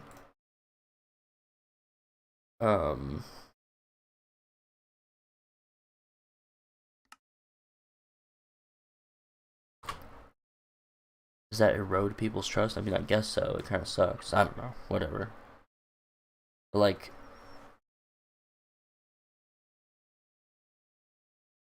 I don't know. I think what should erode people's trust the most is when you see people, talking about some shit and like trying to say like this is crazy, or like talking about some problem, and then you actually dig into it a little bit yourself and you realize, oh, everything this person is saying is like extremely misleading or just straight up false, which is what the Republicans are doing. That is what I would imagine should erode trust the most. Is like when people actually go in to verify like anything and they realize that shit is not like exactly what they thought. That would be the biggest thing that I would think of trust. What the fuck is happening?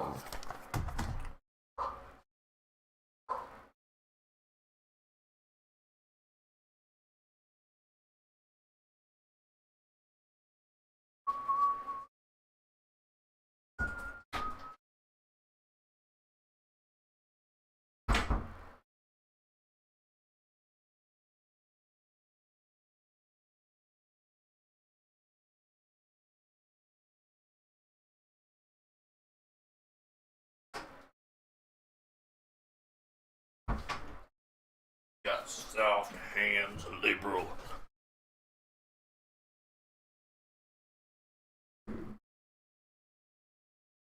This is not a problem for me because I didn't have a lot of wealth. But, and look, I get it. If I was a millionaire, I'm sure I would like think twice before taking a public service job if that meant having to divest. But like, you know, we're talking about people who are sometimes responsible for like multi-billion-dollar decisions, or in terms of like the course of the national economy, like trillion-dollar level outcomes, right? And if they think even for a second about like, oh, what's this going to do to my stock in Google or whatever, that's a problem. Yeah. Right? And you know, that coupled with, and this is less politically popular, but I also think a lot of public servants don't get paid enough. And I would go to bat for them getting paid, maybe not the same as the private sector. Like I get that that's never going to be the same, but But I do think that they need to be compensated well enough that they don't have to swallow quite as hard. Yeah, Before you have to deciding incentivize to the do best and brightest to do the most important jobs. Yeah. I think it goes for And cops, again, doctors, ideally reward teachers, the ones who are politicians, best. but you can't trade stock to make up for the difference. I think. But I think it's interesting what you said. Like, if people feel like they can't trust the data, they can't trust the politicians. Like, I think those two things are linked because actually the data, it's actually very, very rare for data to be put out that is objectively false. They can happen.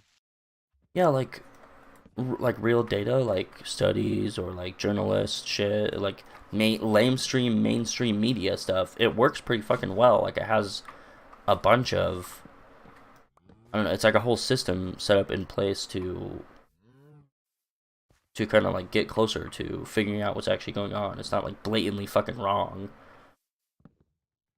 Like, usually, like the data are like based on some real set that of data somebody gathered. But it can be manipulated. But yeah, how it looks or how you make it sound. Yeah. I mean, they're doing this right now. Again, the Doge, they make it sound like there's like millions of dead people getting Social Security. Exactly. We're just not. That's just not true. This is...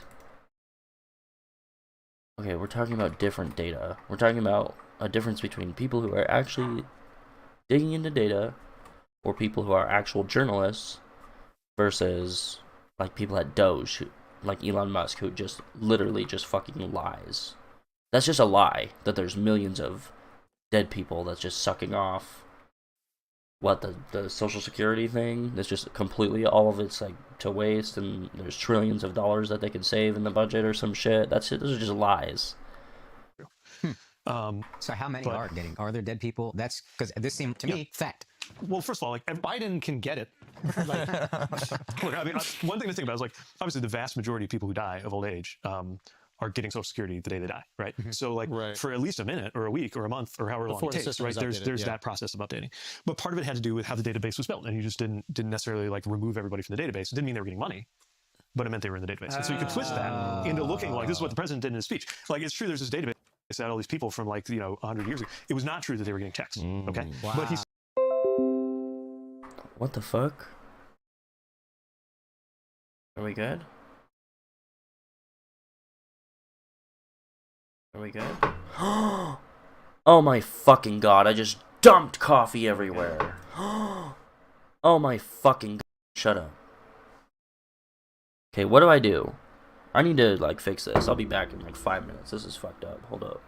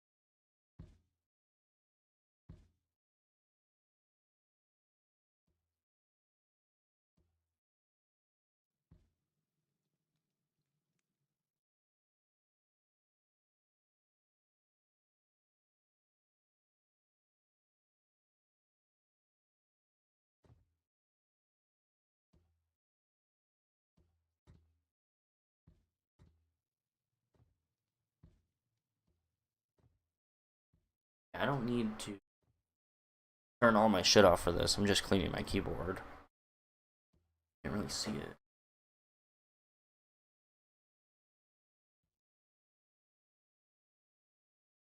Yeah, I dumped coffee like right around here. I'm trying to take the fucking keys off and wipe it, I guess. I never dump shit on my keyboard. Pisses me off, dude. Probably clean. And I don't want to remove the space bar or anything because it literally has like a whole bar on it. Take this shit off. Get this beta shit off me. Is any of this dirty? Lots of dust.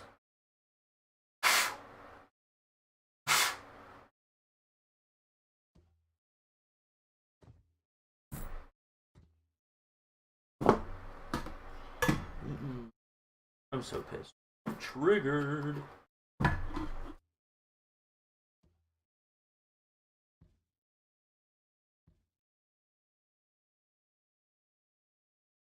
And there's literally coffee inside of that.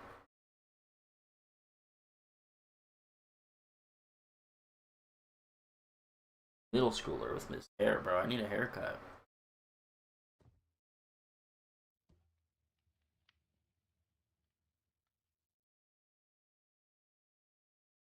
Either someone's here or the dogs are just destroying shit downstairs.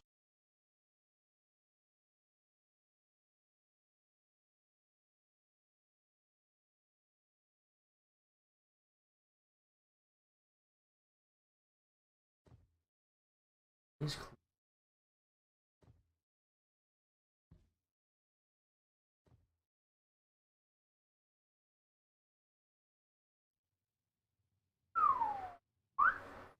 yeah, I guess they're getting clean. There's like fucking coffee stains on a rag. What is this? A wipe? Yeah, a wipe.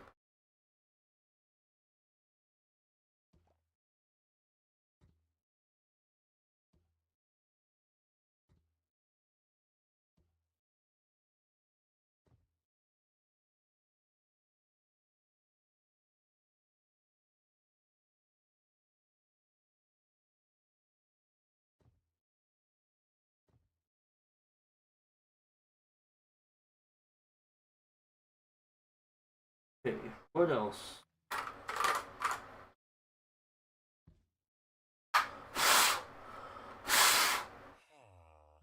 Smells like coffee.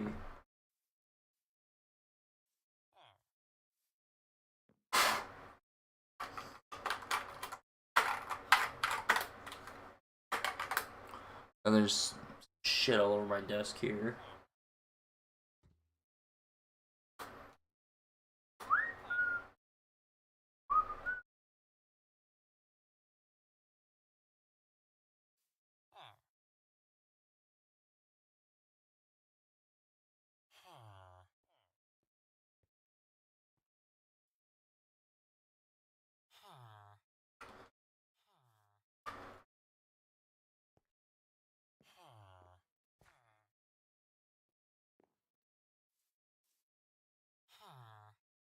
Must do something. No more coffee?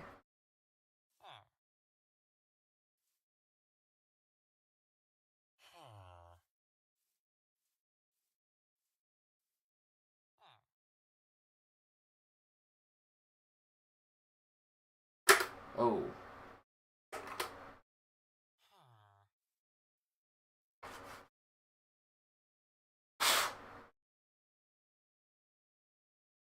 I hope it's fine. I feel like it's okay. Probably. It's really not that bad. I just hate dealing. I'm not leaving it on my fucking keyboard to get sticky and like fucked up.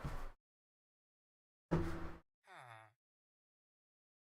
like my shit to be clean for the most part. I hope none's on my computer, right? My computer is like right under the part of the desk that I spilled shit on. But I think it's fine. Wasn't too much. I'm just like, I pushed my fucking mug like way too hard. And some of it just flew out. Should be okay.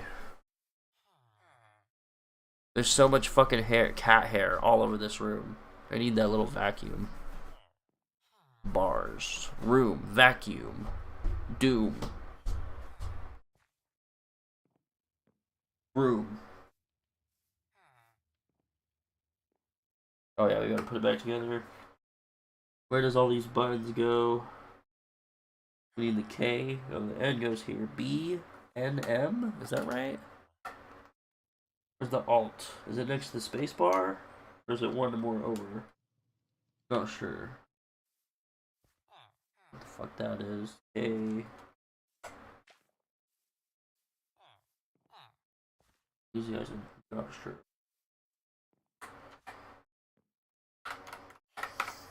Can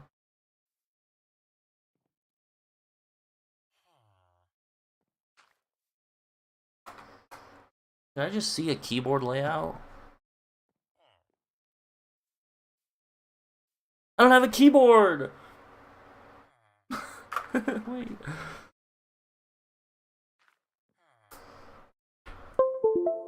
Keyboard.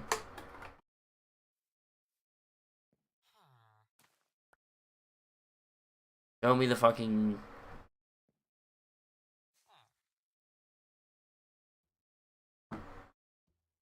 Okay, I'm just gonna assume it's this. So... Oh, I can also just type shit and see.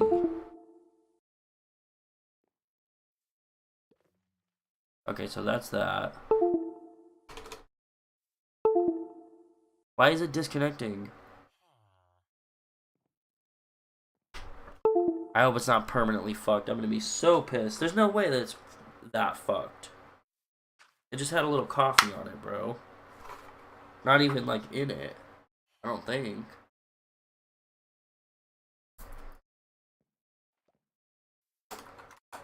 This will go here.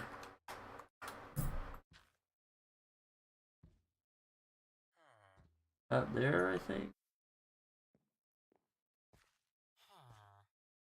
This here. Dang.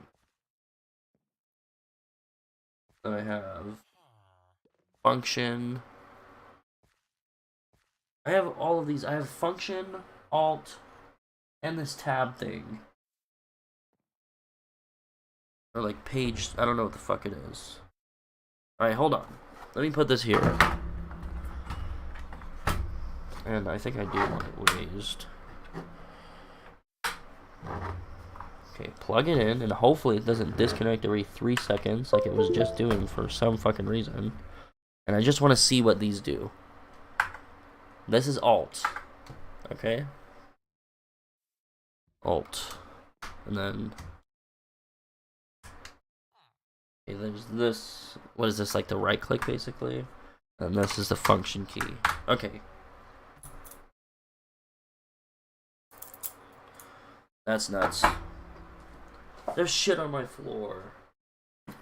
Shit on the floor. Yeah. Shit on the floor. I miss old dog. On the floor. Well, there's shit on the floor. It makes me worried there's shit on my computer, but I guess it's okay. I don't see any. Or feel any.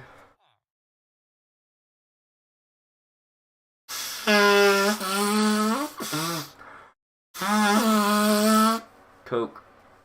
Coke jaw. Coke jaw.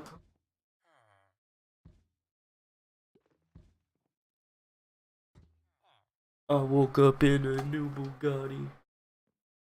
Okay, I think we're good. I think we're safe. I don't even know what the fuck I was on. My shit is sticky. Fuck off. I'm gonna piss on the floor. I don't even give a fuck. Whatever. It's mostly cleaned. So what are we talking about? And people can do for at least a minute or a week or a month or however long Before it the takes, system right? is There's updated, that process of updating.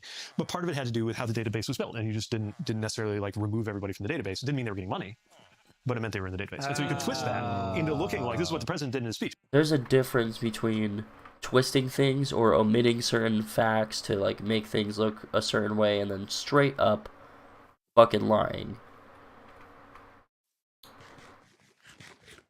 I feel like Elon Musk and Trump and the people around them they will straight up lie about a bunch of shit, and it's easily mixed into a bunch of misleading stuff where you just don't know the full facts, like what he's talking about. But like the big issue is just the straight up false, knowingly false shit and like the lies and stuff.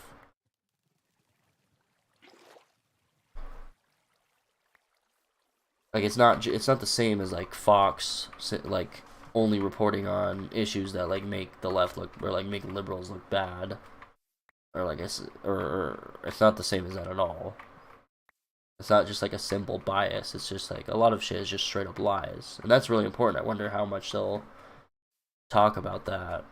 I guess I don't know. I also don't know shit. Like, it's true, there's this database that had all these people from, like, you know, and we're still on here. It was not true that they were getting checks, okay? Wow. But he said the one part, That's good. and your brain That's fills good, in yeah. fills in the blanks, and now you think, oh shit, there's like millions of people who are 150 years old getting checks, which is not true. So, but the real thing is, we don't trust the people who are supposed to be interpreting the data. And that is like a societal problem. It's not just politicians, right? It's an erosion of trust in every institution where somebody is supposed to help us make sense of this. And I come out of the local, right, where we're a little more connected to reality, because if the roads are in shitty condition and I'm the mayor and I can produce some statistics saying that the roads are great, people can call me out and say, no, they're not. Like, I drive on these roads all the time and they're not. And they're going to see you at the supermarket. And they will find me and they will tell me what they think of the condition of our roads, right? You get up to the national level and you're so removed from that you start to get into these like alternate reality zones. And then you add to that the fragmentation of where people get their information, because there isn't the, you know, the famous example is Walter Cronkite, right? Like, everybody in the 60s like turns on Walter Cronkite, and it's not so much that he told people what to think, it's that he laid out a certain set of facts, certain set of things that happened. Everybody, they can argue over what it means, but they would generally agree on what just happened. Right. And we don't even have that. Yeah, we're in the echo chambers, and the algorithms are just making those echo chambers more extreme. So the algorithms are even worse. I mean, the other problem I would say is, like, we no longer have the access to the editorial function, by which I mean, like, a professional news organization. I used to get so mad at ever from the South Bend Tribune to the New York Times. There were times when I was so pissed over a story or framing or whatever. But I will say, if I actually found that they got something actually factually wrong and showed it, they would correct it. Like, there was that ethos. No, they always know. And you know, like if I actually found that they got something actually factually wrong and showed it, they would correct it. Like, there was that ethos. No, they always know. And what is he trying to say that's not true? He's talking about mainstream media. If they say something that's wrong, they'll correct it, and they generally don't do that. And they have like a procedure for doing things that is not just like vomiting whatever you want out of your mouth. You know, like professional journalistic organizations, which is like compared to social media or alternative media, where there is no system of accountability or anything or any incentive to get things right at all. Like, that's worlds better. Is that what this guy's saying? He's like, no, that's not true. They'll just lie about stuff. Is that what he's fucking saying? Organizations have to do that. But if we're in a world where somebody waits, like what some dude on the internet says, journalistic organizations have to do that. But if we're in a world where somebody waits, like what some dude on the internet says, the same as a organization where there are people who have to hold to journalistic standards, if that's the same, well, that dude on the internet doesn't have to issue a correction. He doesn't even have to reveal who he is, right? I think there's a lot of people looking at their feeds, and those two things seem equal. Also, that's such bullshit. The algorithm is gonna. Yeah, that's spot on. I think that's spot on. I totally agree with what Pete just said. Reward the more salacious version of that information. Yes, it rewards the lizard brain. Yes. Because your lizard brain is talking. So the thing we don't realize is every time we click on something, look at something, let alone like something or share something or... Yeah, this is the other thing is, like, there's incentives in mainstream media to get things right, and there's standards and stuff. In alternative media, there's none of those incentives, and on the flip side, there's incentives to just do things that, like, farm outrage or, like, get people riled up and get, like, engagement, which is, like, a lot of times it has nothing to do with what's true. It's just like a rage bait or, like, shit like that, basically. I'm still talking in Twitter terms like an old man, but like whatever the kids are doing these days. You are actually making a statement about your editorial preferences. You're not intentionally doing it. You're not saying, like, better than we know ourselves. Give me more. But to me, it's not just how they know us. We all have different levels. There's like what we want and what we want to want. Okay. There's what we think is important. This is why TikTok works better than Instagram. How do you mean? Because TikTok is what we actually want, and Instagram is what we want to want. We follow all these people. We think we want information about what's going on in the world, but TikTok is like, motherfucker, I know what you want. Just shut up, sit down. And that's kind of true. Watch more TikTok, and it's That's kind of true. I noticed this a little bit. Like, I don't know what.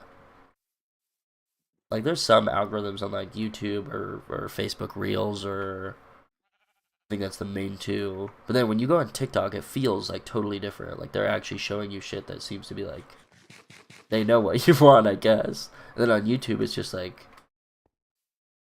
I don't know, it's different. Maybe it's just not as entertaining or something. But I kind of get what he's saying. But also, I don't know anything about this fucking guy. He seems like a little bit dumb, but also, I don't know. Instagram's trying to compete, but the reality is we don't want to look at all the people we follow. But also because like both of those things are true. Like both of those are us, right? The me that clicks on the stupid bullshit because it's funny is the same me as the one who, if you just sat me down and said, okay, if I want to allocate like what topics are covered in the hour I'm going to spend online today, would like try to like choose the more high-minded stuff, right? They're both us. They're both real. Yes. But the algorithm is empowering the lizard brain over the actual, like the citizen brain. Yeah, it's less cognitive effort. It's more cognitive effort to think about what you want to consume that day and put some work into it. Way less to just scroll. Even though if it makes you better off in the same way that like reading a good book might actually at the end of the enhance time you read it, like make you better, like make you feel better even. Guys, let's take a break real quick so we can talk about the NBA playoffs. Pete, this is not his bag. You know what I mean? Even though the men are in shorts. You're a fan. This is not his read it, like make you better, like make you feel better even. Guys, let's take a break real quick so we can talk about the NBA playoffs. Pete, NBA it's not his bag. playoffs. You know what I mean? Even though the men are in shorts.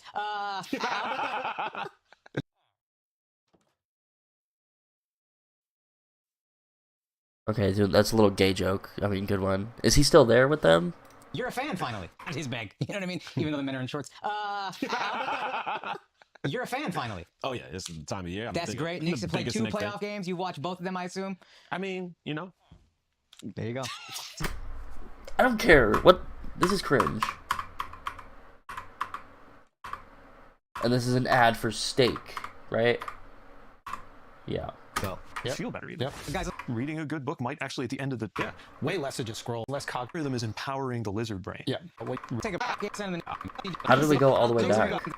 You guys want to because he said one thing. Sports and political events. Use the promo code Flagrant for your welcome bonus. Now let's get back to the show. You said one thing that's important for the Democrats is it's where they go and not just kind of staying in the echo chamber. So you're coming on this podcast, which I commend you and thank you for. But is that getting met with a lot of like, I guess, acceptance and like, oh yes, we should do that, or are you kind of the only Democrat doing this?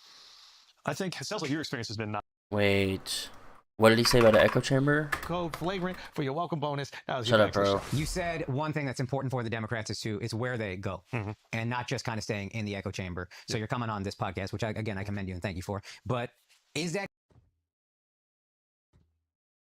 Do Democrats stay in the echo chamber? Because I don't really think that's the problem, because I think Republicans stay in the echo chamber big time.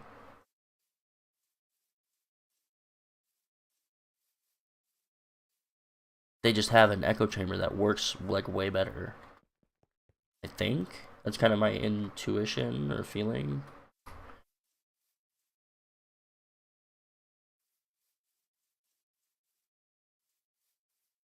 I don't know if it has to do with stepping out of the echo chamber. Maybe like a little bit. But I feel like it more so just has to do with like doing entertaining media and like doing a good job, like I guess just representing yourself in the media, especially in this new media environment. getting met with a lot of like, I guess, acceptance and like, oh yes, we should do that, or are you kind of the only Democrat doing this? I think it sounds like your experience has been not a lot of people in my party are willing. I'm begging these people to do this. Yeah. I think that's a mistake. Yeah. But yeah, I think, look, to be fair, you know, if you're in politics, you know that anything you do, you can get shredded for.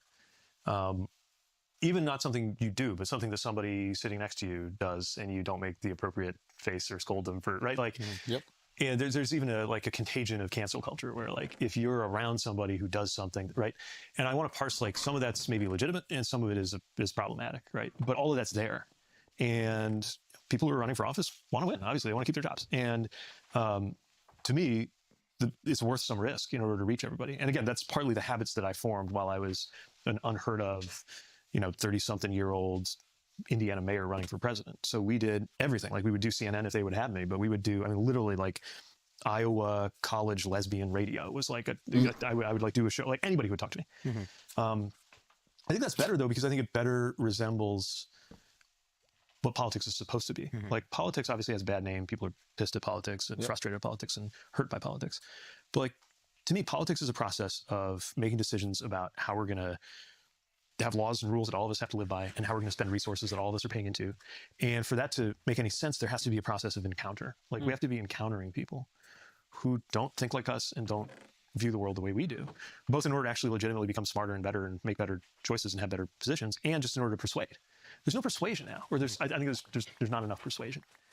And that's why we have these 50-50 elections, like this current election. The president won. He says it was a landslide, but like we used to have actual landslides in this country. Reagan, that was a landslide. And I think that my party should aspire to be like a 60% party. And I think we could do it because most of the issues that most people care about, not all, but most issues, taxes, abortion, guns, educate, like things that affect how your day-to-day life goes. Healthcare for sure. You think guns is one of them? Yeah, I mean, maybe, look, obviously. Yeah, that's something I kind of thought is it. I hear people say a lot that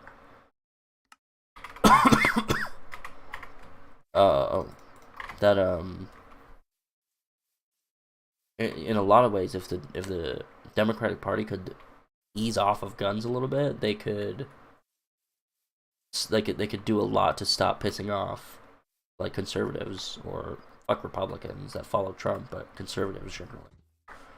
But if we're talking about like, I think there's support for regulation, there's support for background checks, but I don't know if I would like think about what the it election on says. guns. Sure. But what I'm saying is like something like universal background checks. That's got like between 80 and 90% support. Yeah, I'm 80% of Republicans are supporting they're trying gun to owners, reverse and it. yet we don't have. Yeah, like it's hard to even hold on to what we've got, right? Yeah. So anyway, my point is like my party should be by the numbers doing better than it does because more people agree with us more of the time on more policies than not, and so.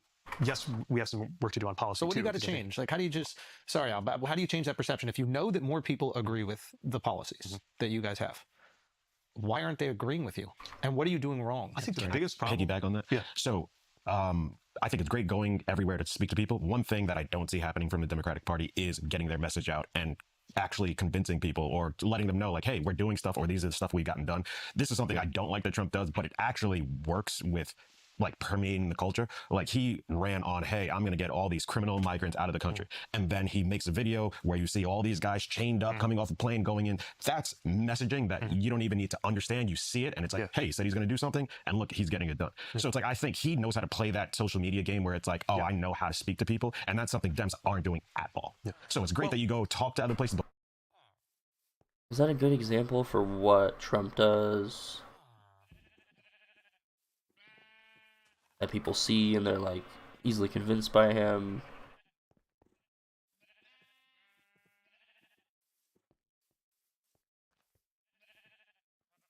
I don't know. I guess it's better to be able to weave in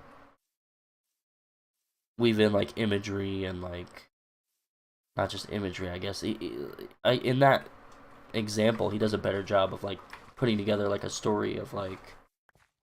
Donald Trump sees all this shit that's going wrong, and he gets in, and then look at all these guys that are chained up. These bad guys, we got them, real bad guys. Wait, you can? I didn't even know you could hoe this now, or shovel it. Crazy. So like that definitely helps, I guess, with the imagery, or with like is it an emotional appeal or something? It's just like it's like a very easy story to understand, I guess. Like. What if on the other side, Democrats could make an ad or something that was like, I don't know, something simple that's like like with maybe Obamacare, you could like follow a little story of like a family and like a mom and her kid who can't get healthcare or something because I don't know exactly how it works. They can't get healthcare or something, and then Obamacare passes, and it's like, look. They're saved and they're protected and their lives are made like so much easier because of this. Like that's an example of like putting together a story that could like do a lot better of a job of convincing people, which I guess that's fair enough. That's something that Trump and the Republicans seem to do better, I guess. I don't know, I have to think about it more, but yeah. But what other ways can you get your messaging through to people? The only one that does it is AOC. And Bernie, and it's very specific and very targeted, and it works. And it feels like everybody else is worried about, offending somebody or being yelled at by one of your constituents or one of those groups that you're supposed to be protecting. Yeah. So I think two things. One, I think what they're getting right, which is also what Trump understands about politics and attention is that you can't be afraid of controversy. And sometimes it takes controversy to get something recognized. So, for example, like part of why the country is talking about these deportations is there's a couple of things that are traveling together. Like one, like I think most people would agree with the idea that like violent criminals shouldn't be here, right? But then other things are happening. Like they take some guy and just send him by mistake to a Salvadoran prison, right? Which is obviously, first of all, a huge, huge problem, like morally and policy-wise. But in terms of the media game that he's playing, even if it's bad luck to have screwed up in that way, it helps him draw attention to what you're talking about, in addition to like the social media pictures of it being lined up in the chains. I experienced this a little bit in our stuff because when we did something, when we like got a bridge or a road built, it was incredibly hard to get attention on that. Like we did it. Like I was out there, I'd go on TV, I'd wave the flag, we'd do an event. Yeah, like that's another like good example of like a real thing that's done. It's like, look, we built a fucking road, or we built a bridge, and we made the, I don't know, like logistics or transportation like way easier. But it turns out when something was uncontroversially good, it was way harder to get anybody to notice. Oh, that's also pretty true. That one thing that like Trump does a good job with is that he does shit that is controversial. It's shitty, and it's, well, you don't even have to say that. It's controversial. So it's like really easy to generate a lot of attention off of that, whether it's good or bad, I guess. The projects, but then also like I feel like if it's bad attention and people are not liking it, it like doesn't help you. That's like obviously the worry with like doing controversial stuff. We got the most coverage on. Didn't get the most coverage because the project was really great, although I believe in our projects. We did 70,000 projects around the country, from like little airport thing to like the Hudson River Tunnel. The projects that got the most coverage were the ones where we caught a Republican congressman trying to take credit for the project after they voted against it. Because it just created like a different, more interesting story, right? So like nobody would even know that we were, or very few people would have ever heard that we were doing a rapid transit project in Charleston, South Carolina, if the member of Congress there, Nancy Mace, hadn't tried to take credit for it and then got blown up on the internet because she tried to stop the funding from happening in the first place. So it's complicated to figure out what lesson Democrats should learn from all this. But part of it, and part of what I think Bernie and AOC are doing quite well, is they're not afraid of some controversy, of naming bad guys, of talking about kind of why we are where we are. And I think we need to... So just addressing societal utility. Like if you want attention for a project, it has to meet societal utility. People have to need it. They have to want it. And they have to feel like they're not allowed. I don't know what the fuck you're saying, bro, but... I mean, that's true, because I feel like, I don't know too much about anything, so I'm just trying to, like, put out whatever, like, I'm kind of, like, thinking, and, you know, maybe I'll think about it later, but I'm just trying to say something about it. I lost my train of thought. What are they talking about? Part of it, and part of what I think Bernie and AOC are doing quite well, is they're not afraid of some controversy, of... Yeah, like, one perception that I see, or, like, one thing I hear people talk about is that, like, Democrats can be totally cucked to, I don't know, like, not, in some ways not, like, I think we were talking about this with John last night. You know, they won't match Republicans in some, like, important ways. They won't, like, call them out or be, yeah, like, controversial and stuff. So that's kind of important, but I don't know too much about that, so... Naming bad guys, of talking about kind of why we are where we are. And I think we need to... So just addressing societal utility. Like if you want attention for a project, it has to meet societal utility. People have to need it. They have to want it. And they have to feel like they're not allowed to have it. And then you bring it to them, and then they're really excited. Yeah. If people aren't chirping about a bridge... Bad guys, of talking about kind of why we are where we are. And I think we need to... So just addressing societal utility. Like if you want attention for a project, it has to meet societal utility. People have to need it. They have to want it. And they have to feel like they're not allowed to have it. And then you bring it to them, and then they're really excited. Yeah. If people aren't chirping about a bridge or like worried about a Second Avenue subway, like I'm telling you, nobody's going to care when Nelson gets that subway. And it's not going to be anything that you get patted on the back about. But if there's something that people in New York City do really care about and they're really concerned about, and you guys address it, you will be heroes. It's the nature of what, so it's like... I think so, but it is tougher when it just goes well. No, I understand what you're saying. I think that makes perfect sense. Like when we expect the roads to work. So when they work, we don't go, great job, Pete, right? Or whoever's in control, right? We expect the plane to land. We don't go. Matter of fact, if they applaud for the captain, you're like, who are these cornballs? Like it's supposed to land, right? Like that is like a reaction people have. But if there are things that we, and this is one of those situations where it's like, if there's things that we want, the people want, and you are the one to bring it to us, you will be really applauded, especially if we feel like we've been asking for it for years and nobody's listened to us at all. I think if you do certain things for us, not you, somebody in your position, that we're not asking for, right? and then go, but this is what you need. Now we're back at the finger wagging. We're like, bro, I didn't even want that to be fixed.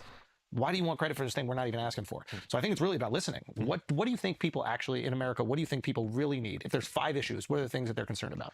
Like all of them are some version of the same thing, which is freedom and security. And with that, I think democracy. But really, like, I don't think a lot of people like come up on the street saying like, I want more democracy. I think there's a way that's absolutely true. But in terms of what people really want, I think people want to live a life of their choosing.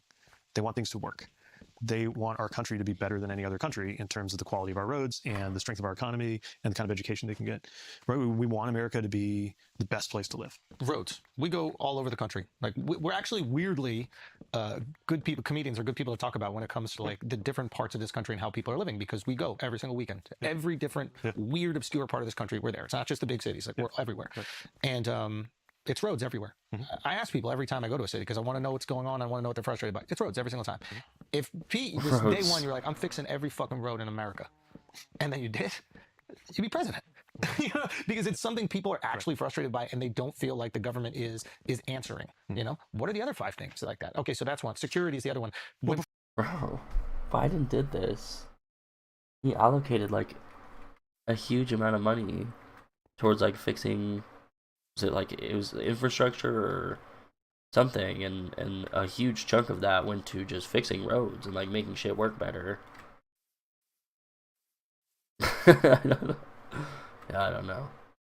Then I don't know, but to look at that example, one problem with that, and probably a problem with the same thing with like what he's saying is, that takes like a long time to kick in and to work. That's like a years long project that, like, you don't see the results for maybe until even after Biden's out of office. Like there's still I don't remember when I heard about this, but like my city was talking about funds from this bill that this, I don't know what the fuck it's called, Infrastructure Act, something infrastructure. They were talking about it like years after it had passed, and like after I figured like, oh, that's a thing that happened like a few years ago. They were still talking about it, so it's like a huge thing that like takes a long time to take effect and stuff. That's like one thing. I don't know. Before we get to security, I think it's also like it needs a sense that you can afford what you need in order to live. Like, that's why prices are such a huge problem, and it's why I think tariffs are the wrong medicine, because they might make certain things or be designed to make certain things better, but they don't make prices better. They make prices worse. Right. So affordability, housing, right? The ability to just like believe that. There's nothing that Trump's dumbass blanket tariffs are gonna help make better. There's no fucking way, bro. Seriously. That you get a job, you get a promotion, you're gonna get a house, or you're gonna get a better house. All right, how do we do it? Right? So we gotta build more houses. How? Well, we've got to strip away some of the barriers to building houses. Talk that. This is what I like. Tell me. Right? Take back land. What? I don't know. What? Wait, what?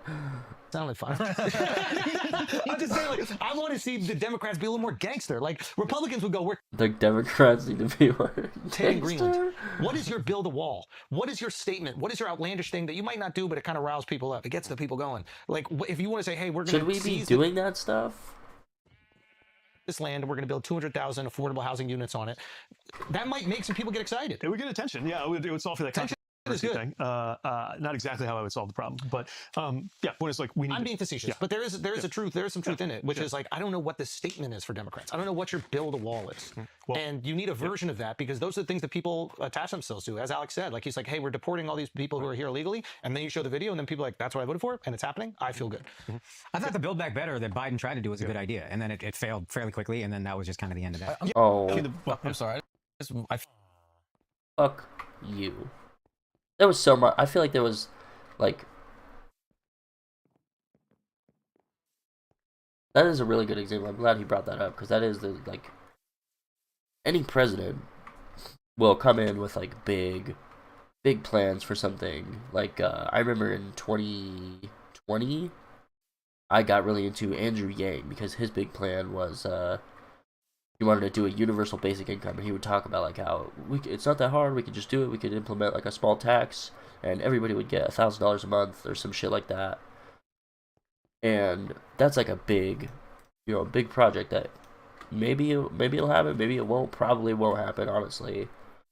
But it's easy to like rally people behind, I guess. And Biden had a similar thing where he had all of these like different proposals to build back better, or build build back something. And that like that's what he ran on, but I don't know. There's one issue is that like if you obviously do nothing about it when you're in office, it doesn't look good at all. But I feel like Biden he was pushing for that kind of stuff the entire time. Didn't he propose like a lot of that cool legislation that went through, like that infrastructure thing I was talking about? I don't know. Some random thoughts. I feel like the thing we're kind of skirting, like touching on a little, I'm curious what you think. Like, it seems like from like a political philosophy point of view, it's easier for conservatives when looking at like the conservative liberal paradigm. Because for liberals, they have to have a direction to go. They have to say, where are we going to go? And it seems like within the Democrat Party, there's a fracturing or like a bifurcating where you have the anti-Trump people that are like, we just hate Trump. And then you have sort of the economic, leftist liberal that says we need to tax the rich. And then you have sort of the social cultural war, Democrat that's like, we need to support all the downtrodden Different people. ideas for progress. And it seems so, spread and disorganized, whereas the conservatives just have to say, let's go back. And they can point at all the liberals and say, look how crazy they are. Let's just go back. Yeah. And so it seems like it's way easier for the conservative. Oh, no question. Yeah, I mean... For the conservative, I'm pretty sure the focal point is just...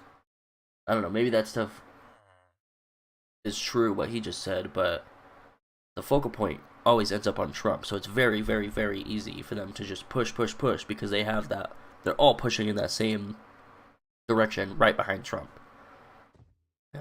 If the conservative project is just we're going to demolish, government is frustrating, irritating, doesn't always meet your expectations, so we're just going to burn it down, right? Or everything was better way back when, so we're just going to take it back there. Absolutely, I mean that's what Make America Great Again is. Exactly, right? and what the problem is like, but the reality is like there is no such thing as in the real world. There is no again. The future is going to look different. Look at the world we're going into. We're going into a world where AI is transforming everything. I think we're still at the outset of that. We're going into a world where China is a very different kind of player than it was not that long ago. We're contending with some really heavy things that are going to require really original thinking. And part of, I think, where both parties have a problem is a kind of nostalgia. So you've got Republicans who are kind of nostalgic for the social order of the 50s, like women are in their place and we don't have to worry too much about like, any kind of minority, whether it's a racial minority or a gender minority, like asserting too much desire for freedom or equality, like everybody's in their place. And Democrats have a nostalgia for this. Bro, stop. Why does it do that? Like, are we okay? What's happening?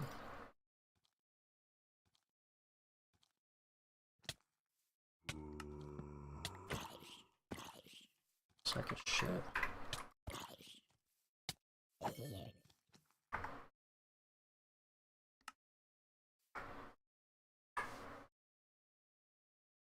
This post is fucking nuts.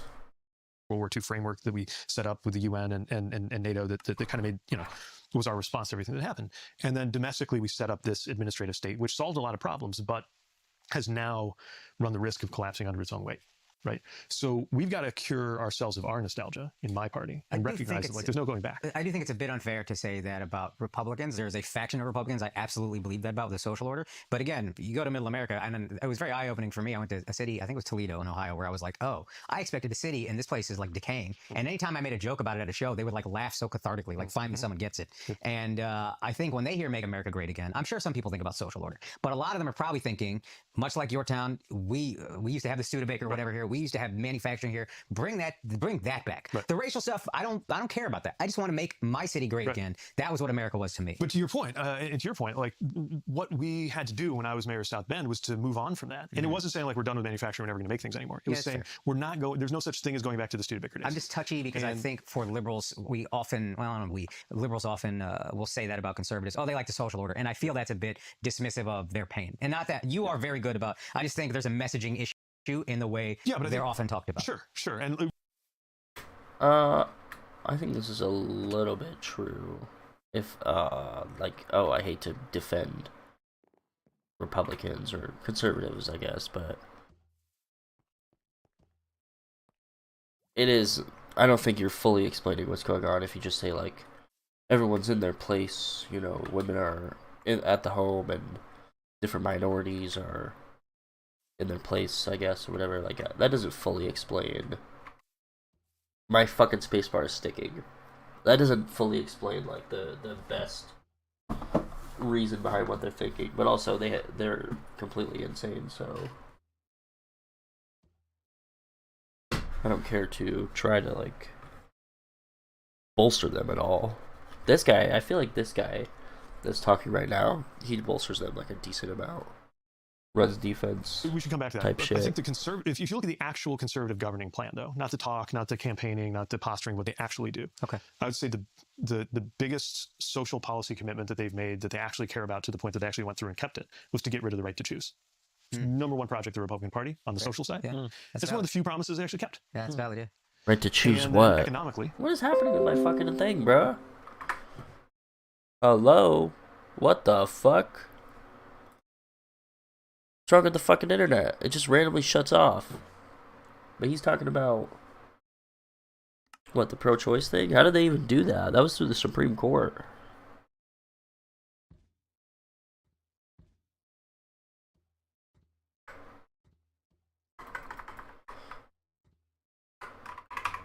They do. Okay. I would say the biggest social policy commitment that they've made that they actually care about to the point that they actually went through and kept it was to get rid of the right to choose. It's number one project.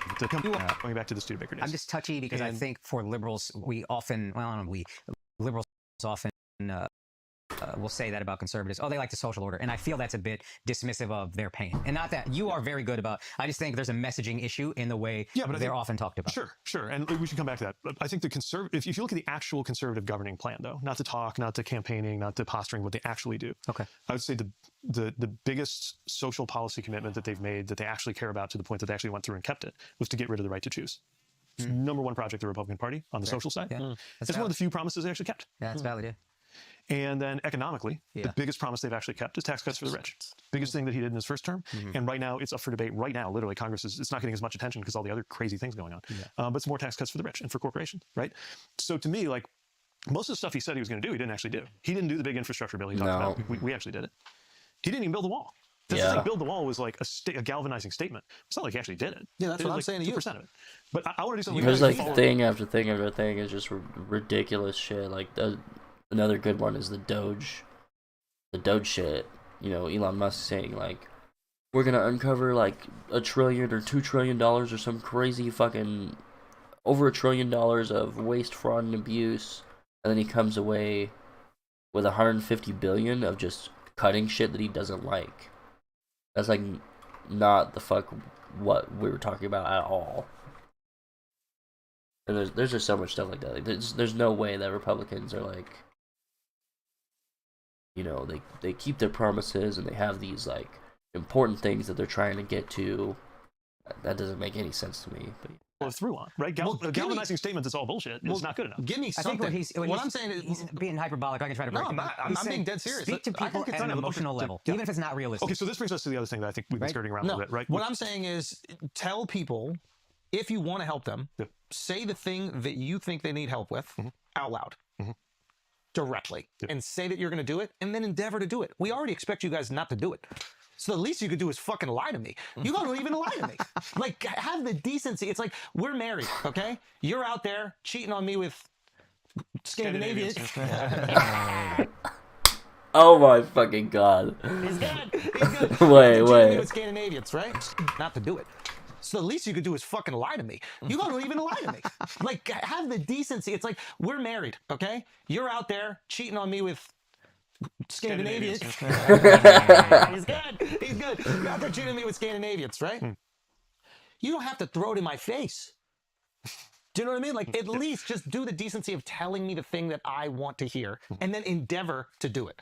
Because right now, I don't know what is the platform. What is the Republicans did an amazing job of making the Democratic platform feel like this wasn't it at all. This was completely wrong. But they made it feel like we're gonna let the school do whatever they want to your kids' balls. Right. That was their message for sure. And they talked about more about that than they talked about the economy. College for They Them is one of the greatest political ads I've ever seen. No question, it was incredibly effective because it made it sound like that was all we cared about. And you didn't have a message of something that you cared about that was loud enough to refute that, or again controversial enough to get people excited. Because our message in a way is what did you care about? I want everyday life to be better. That's what they want too. You get up in the morning, yeah, but importantly, like all the controversies are over what that's like. Like I want you to be able to get up in the morning, and the first thing you do is you commute to work. And by the way, if you're on EV, I want that to be affordable for you. Or if you're on public transit, not to get back into the subway situation, but I want you to have good public transit to get to where you're going. And then when you get to that job, I want you to be paid well. And if you're about to have a kid, I want you to know that you're going to have parental leave when you have that kid. And if you don't want to have a kid, I want you to have the right to choose whether to have a kid, which means access to birth control and abortion and those things that give you the freedom to decide on that. And if you already have a kid, when you pick them up at school, I want that school to be good, not having its funding slashed while they set fire to the Department of Education. And then when you get home, I want you to be in a neighborhood that is safe and where you can breathe the air because we didn't let them get rid of the Clean Air Act. And you don't have to think for one moment about whether the air you breathe or the water you drink is clean and clear, which actually takes a lot because it means the government has to constrain those actors that would make you unfree by polluting the air and polluting the water. And then when you go to bed, I want you to know that your family's going to be fine, even if it's family like mine, despite there being some Supreme Court justice who wants to obliterate your family because it doesn't match his interpretation of his religion. Like that's the life I want everybody to be able to live. Yeah, I think we can deliver that. That's fine. Listen. I liked hearing that. I thought it was awesome. I thought it was beautiful. I know you want that. Tell me that it's gonna happen. We can make and then how is it going to happen? Like that's the difference between like it's build the wall, and I keep harping on this, but I think it's important for Democrats to understand the effectiveness of that statement. Build the wall wasn't even about build the wall. Right. It's an idea. It was an idea that satisfied a concern that people felt. So what are your ideas that are going to satisfy the concern? What you just told me are all these things that I also want. So now we're together. We both want the same things. But you didn't give me the solution to the feeling that I have. I too want a safe home. You didn't say security guard outside of your door every night or whatever bullshit, you know what I mean? If it's more police on the street, whatever the thing is, punish petty crimes, whatever the thing is. So and I think that there's a lot of Americans that are at the end of their hope, right? And they feel really disillusioned and they feel this lack of trust that we've spoken about today. And simply wanting things that they want isn't enough. And I think that's when you said like current circumstances lead to a Trump victory. It's not like Trump populism. I think there was a rejection of the establishment for a lot of people. And then hearing from Kamala that she wasn't really going to do anything differently. I think that was a big mistake because I think people wanted to change. So I think that's something that you guys should endeavor to do is tell us specifically what you're going to do that satisfies those things we're feeling. It seems you know exactly what we're feeling because that was beautiful. I think all of us were like, yo, you just hit it, you knocked out the park. But I need the statements that are going to satisfy those feelings because that's what gets people to sway over. And that's what they're fucking good at. Yeah, the bumper sticker. They are, what's a Democratic bumper sticker? I'm working on it. Fair enough. But that is the important. And I think people need to know that we see them and we don't see them as the problem, right? Because I do think to the finger wagging point, so much of politics is about what people think you think of them or how you make people feel about themselves. Before people even start to decide what they think about you, they're thinking about how you make them feel about themselves. And this is a struggle, especially because I belong to a party that has deep moral convictions. And you could argue we take it too far, whatever, but like we are propelled by a lot of deep moral convictions, whether we're talking about an economy where we think that it's too easy for the wealthy and too hard to work your way up, or whether we're talking about a society where we're worried about racial justice and marginalized groups, right? But there is a way to engage people who don't start with where you can't lead people to where they already are anyway. Like, one thing I think about a lot is right around the time I came out, which is like a terrifying thing to do as a elected official in Indiana, right? This was after you got back from Afghanistan. Yeah, exactly. What happened? What did you eat out there? Bro. No, honestly, what happened was, when you get deployed, they tell you to write a letter. And I still have it in a drawer somewhere. And it's the letter, it just says just in case on the outside. Wow. And it's everything from that you want your loved ones to know, from your internet passwords to like how you feel your life went, right? Everybody should do this. You shouldn't have to like wait to be sent to war to do this. Yeah. And I was a sitting mayor of my hometown because I was a reservist. So I got deployed while I was in office, and I just took a leave, stopped being mayor, started being lieutenant, and went into my other job, basically. So I was a sitting mayor of my hometown. I had a beautiful house. I had good friends. I had like a good life. And that was part of what I wrote about in that letter. But in the back of my head, I'm thinking, all right, but I'm a grown-ass man in a position of responsibility. And I don't actually know what it's like to be in love.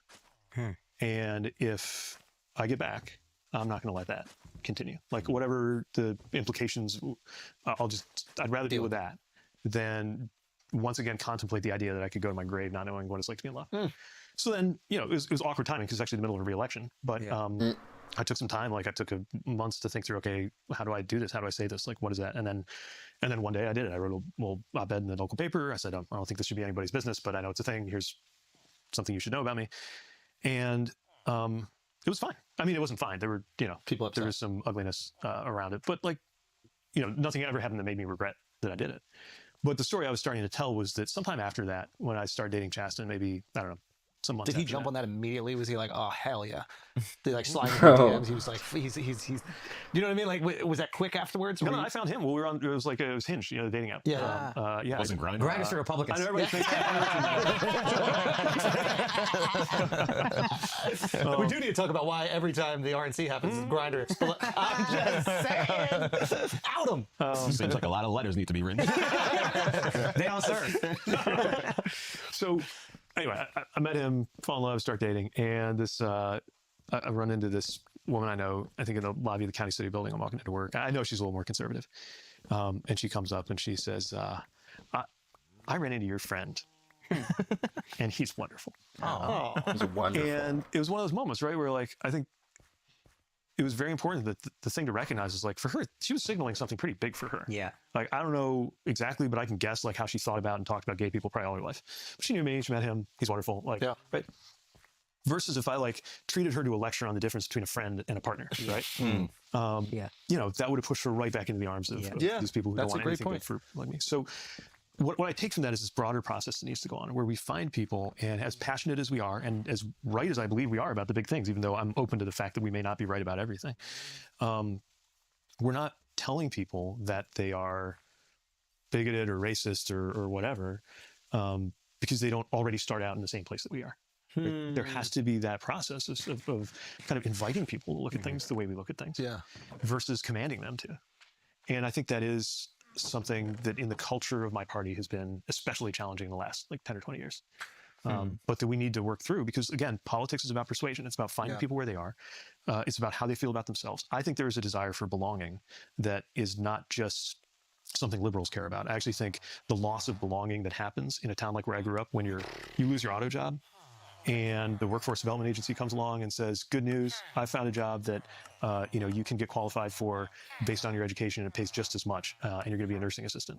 Yeah. And like, maybe that's a perfectly good job, obviously, but like, if the last 20 years of your life have been about not just the way you make your money, but the way you see where you fit in the world, is about what you know how to do in a machine shop. And some well-intentioned person with a clipboard is telling you, guess what, now you get to be a nursing assistant. Like, that is not finding people where they are. That's not, because something has happened to their sense of belonging. And we really care about belonging, maybe to a fault, but like, we try to make sure that there's room for everybody at the table in society and in different processes and in our politics. But if we really take that seriously, like if we really live up to that, that means recognizing that some crises around belonging are a big part of why some people, many of whom voted for the other guy this last time, are really prepared to just burn the house down and think that's no worse than any of the other things that could happen. So including them in those groups of people that you are looking out for. Yeah, and meaning it. And meaning, like, yeah. You can't Not really doing be it in a persuasive about patronizing that way. unless you actually mean it. Yeah. I think that there's a really beautiful story about. Oh my fucking god! Oh my god, bro.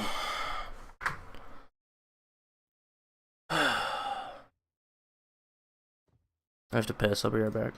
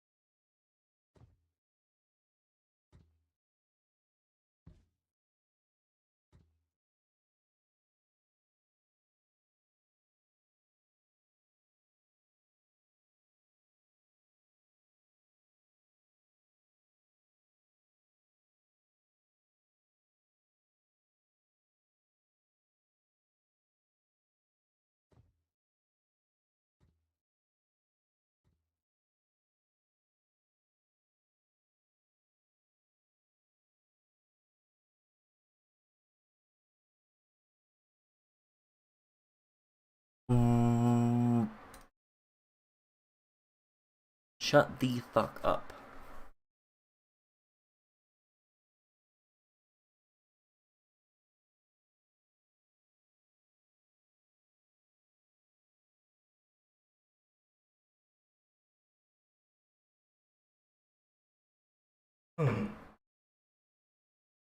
Wait, what the fuck are they even talking about? Like some shit, like including people in?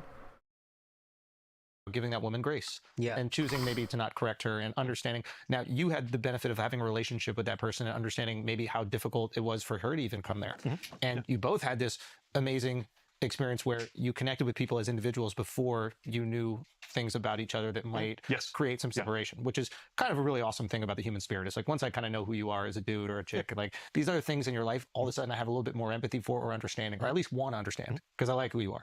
But what a great experiment. How do we get to that point? And how do Republicans also do that? Like, this is something I've been, every time I go on like a really conservative podcast, the trans discussion comes up. And then like, what I've tried to explain, at least from my perspective, is like both sides are trying to protect kids. They just think the protection is different, right? And I imagine like the most benevolent part of the left is going, hey, these kids might be suffering in the wrong body, and their parents might not create a space for them at home where they can like be their true selves.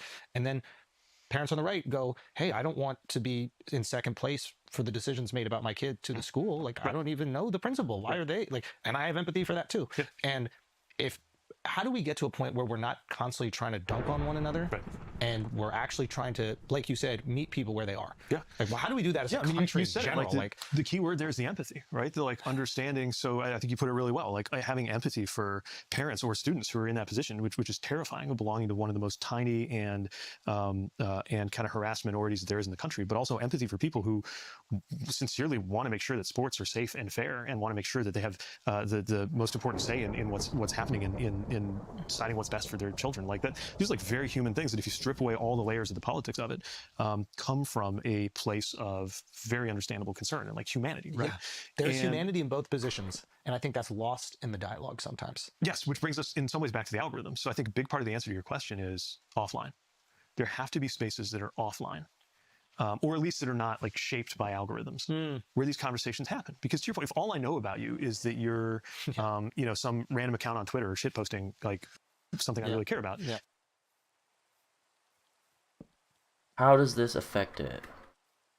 I feel like the main force going on here is the echo chamber and I guess part of it is never having to contest with like people outside of your little chamber. So what he's saying, if that's the case, then what he's saying would make sense, that like just having somewhere where you like genuinely try to talk and connect to people like from the other side should be helpful, at least in understanding, coming to more of a consensus or understanding better where people are coming from, I guess. That's for real people, not MAGA cultists who are not real people. Because there's no way that you could ever like come to any sort of consensus or like close to anything with them, because they have no principles. They don't have anything that's actually important besides supporting Trump. That's important to keep in mind with them. But yeah. Then I'm going to assume you're an asshole. But if I know you, and then we discover like we view these things in different ways, we're away from the keyboards, right? Yeah. Then it's a completely different conversation. And I really worry. Give me a second.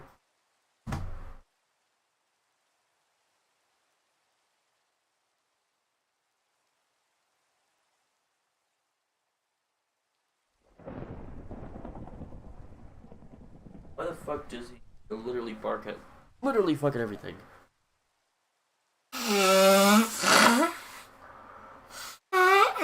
Shut up. Nasty as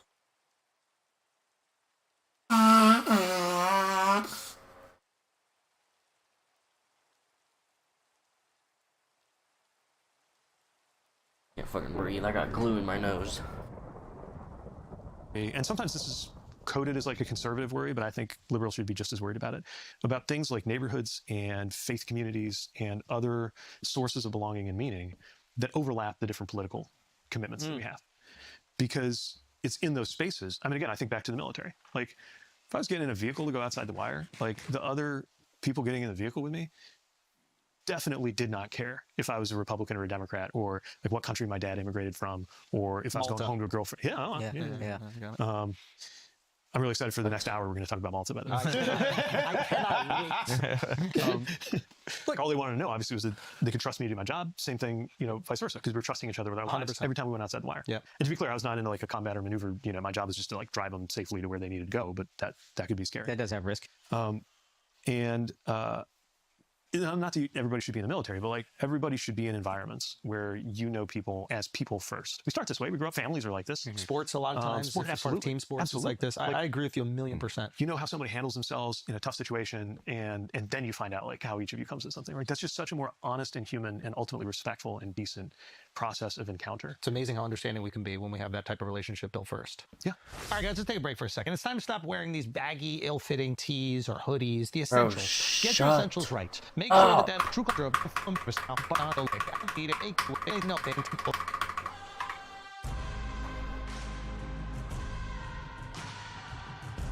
well, you can get started in just a few clicks. Just cut beautiful hair. You wasn't out, but Terry Payne. Let's get back to the show. Like, when you came out, did you speak to any of your military brethren, and how did they feel about it? Yeah, and some of them, like, I got to tell you, like, when I got to my unit, and by then, like, I wasn't out, but I like knew that I was gay, obviously. Yeah. And like the gay jokes are flying around, right? Yeah. Like all the way down to like, oh man, that like memo that just came down from the command. Is that the gayest thing you've ever seen? Like, Sergeant, what's the gayest thing you've ever seen? This is even gayer than that, right? Like, I know, to me it sounded kind of retro, but that was definitely how people were talking. 2014. Children, lower intelligence. But like, those seemed like, they were all like fine. Like, they either made it clear that they didn't care. Yeah. Or they found some excuse like unrelated to anything to like check on how I was doing, right? But that's endearing too, because you know that. Exactly.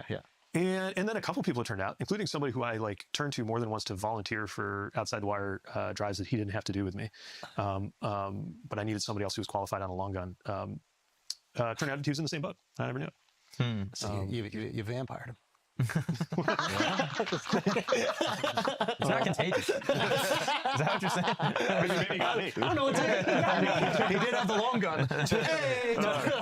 Okay. So wow, but to be like, we knew each other, we trusted each other, we understood each other. Something we like went and suddenly agreed about politics. Like some of the people I served with were like super conservative and still are, obviously. But like, we kind of, that wasn't like central because we knew each other, like at a human level. And you built that trust up with them. Yeah, because we did something hard together, right? Yeah. That's so interesting because I feel like you're in a unique position to see both sides. You know what I mean? Like, because I feel like there's a perception from many people on the left, like, oh, these conservatives are racist and homophobes and da-da-da. Where I think many of them, at least like, my family and all my friends in Florida that identify as conservative, they don't really care about, their friend being gay, or like living in communities with like, multi-ethnic backgrounds. Yeah. It's not pressing for them. And sometimes they will say things that are problematic, like they'll be like, yeah, I don't care if my friends are gay, but like, don't make my kids gay, which obviously is a problematic idea. Yeah. But the core of what they're saying, I think the feeling that comes through, you're able to sort of, understand in a way that I think a lot of people on the left don't. Because they hear that and they go, well, you shouldn't say that. But you can kind of be in a position to say, well, no, I understand what he's trying to say. He's just not saying it properly. It's almost like you treat everybody like a grandparent at first. Yeah, I see what you mean. You know what I'm saying? Like, how like your granddad could say something really fucked up, but like he comes from a good place, and you love it. And then eventually, after meeting your friend who's Asian, and you convince him that he's not Vietnamese, and you're like, and then he's like, oh, I love this guy. Yeah, he still says Oriental. Exactly. Like, all right.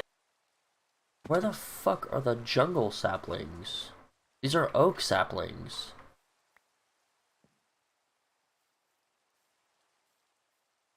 What the fuck? Like, this is literally a jungle tree, and it's about to give me oak saplings. I swear to God.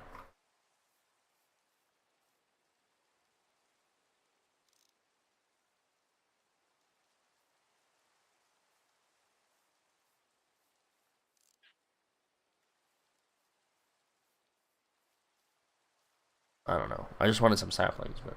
It's not the exact words, but there's love there, and empathy. Yeah. Well, okay, so can I just ask you, are you familiar with white boy fun? No. This term? Okay. So this is when straight guys pretend to be gay with each other. Straight white guys. Straight white guys. Black guys are just getting on it, and they're doing really good. They're like really coming around. Al's Usually happens. Yeah, you get a little bit late and then you take it to the next level, and they're gonna completely dominate.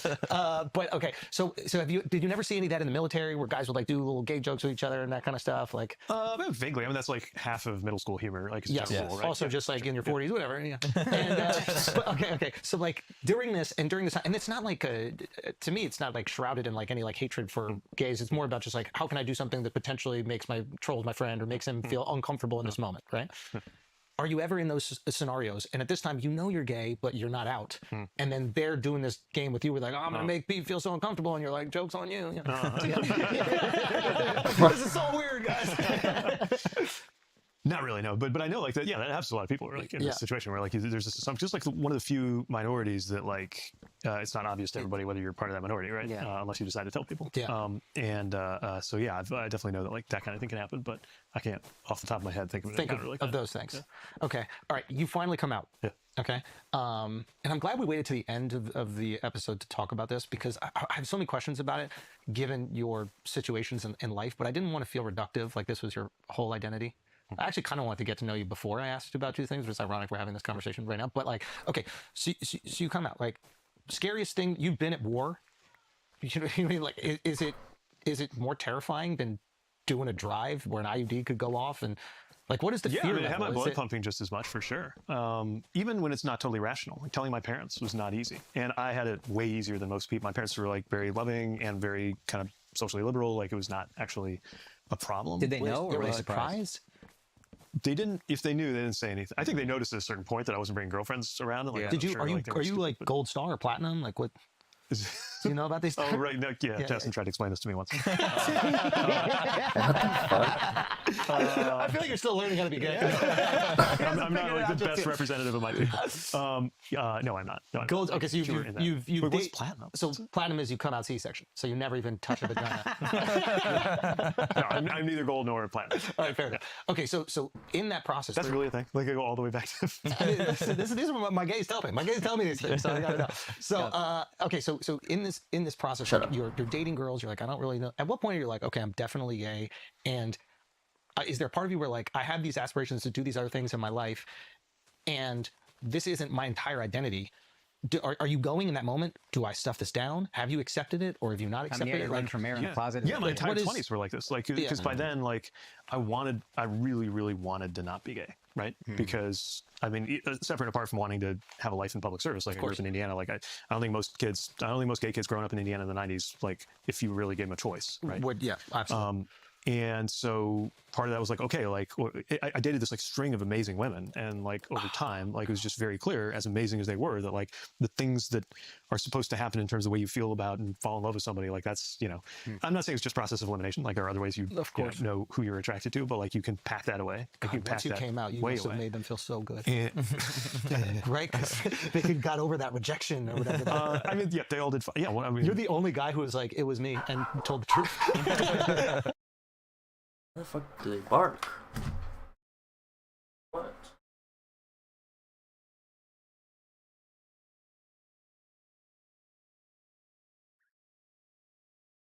Bruh.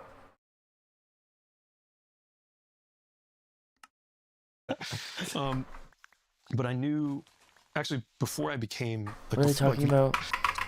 It was like, do I stuff this down? Have you accepted it, or have you not accepted it? Like, from in the closet. Yeah, my entire 20s were like this. Like, because by then, like, I really, really wanted to not be gay, right? Because I mean, separate apart from wanting to have a life in public service, like I grew up in Indiana. Like, I don't think most gay kids growing up in Indiana in the 90s, like, if you really gave them a choice, right? Absolutely.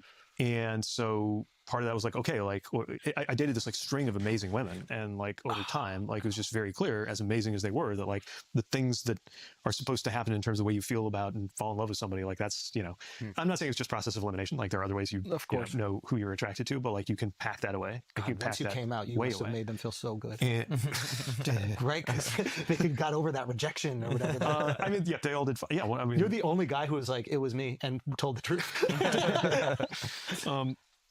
But I knew, actually, before I became, like years before the Afghanistan deployment coming out and all that, my first election, I won the primary.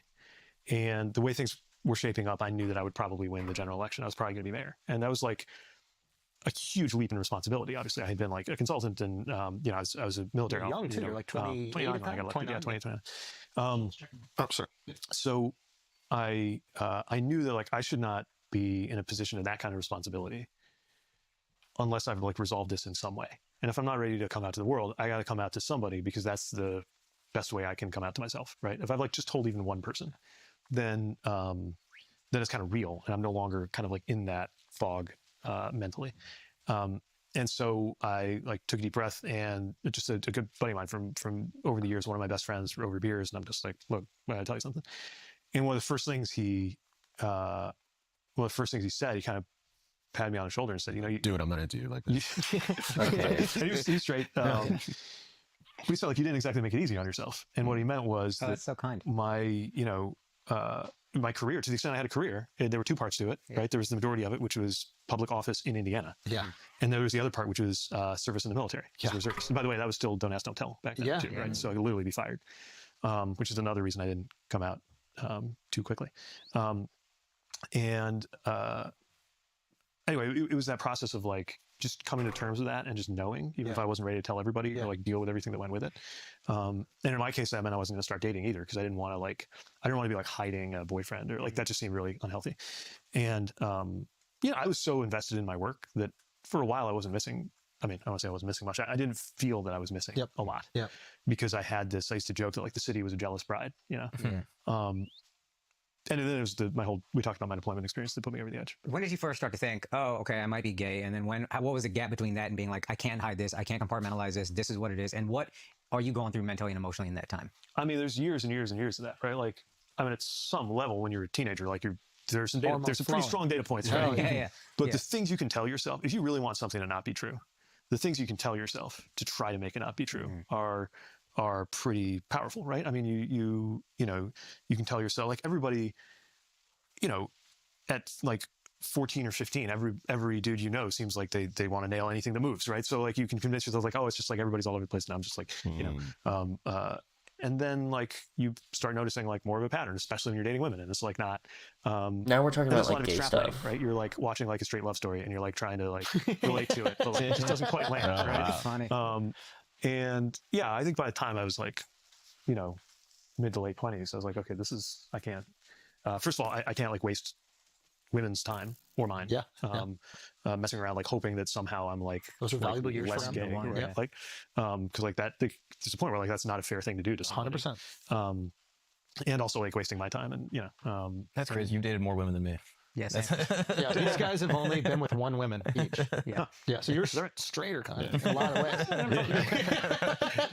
And then, fast forward just a little bit. So now you're happy, you're out, you're in a relationship, and then you choose to adopt twins. Yeah. Black twins, respect. How has fatherhood been? Crazy. Like nothing I have ever attempted or done has come anywhere close. It's been as rewarding or as hard. Like I knew it would be more rewarding based on what everybody said. I mean, you never really know, right? Until it's you. I didn't understand how hard it would be. I didn't understand how physically hard it would be, like in those first weeks. And I say, obviously, you know, this is just so stupid. He said, "Black twins, respect." That's just so dumb. Men relate to things differently. Like I didn't have to, like, you know, neither one of us had to go into labor, but the first few weeks where like they tell you they need to feed every 3 hours or so, right? Yeah. They don't mention that that means they need to start to feed every 3 hours. Oh, right? yeah. You got it. And our daughter had this reflux thing where you couldn't really lay her down after feeding her. So it was really like at least an hour and a half upright. And anything else you want to do, you have to do in between. Like you start the clock, you're feeding them, and there's two of them. And you got the bottles. We had this like contraption, like pillow you could use to actually bottle feed two twins at once, which was amazing.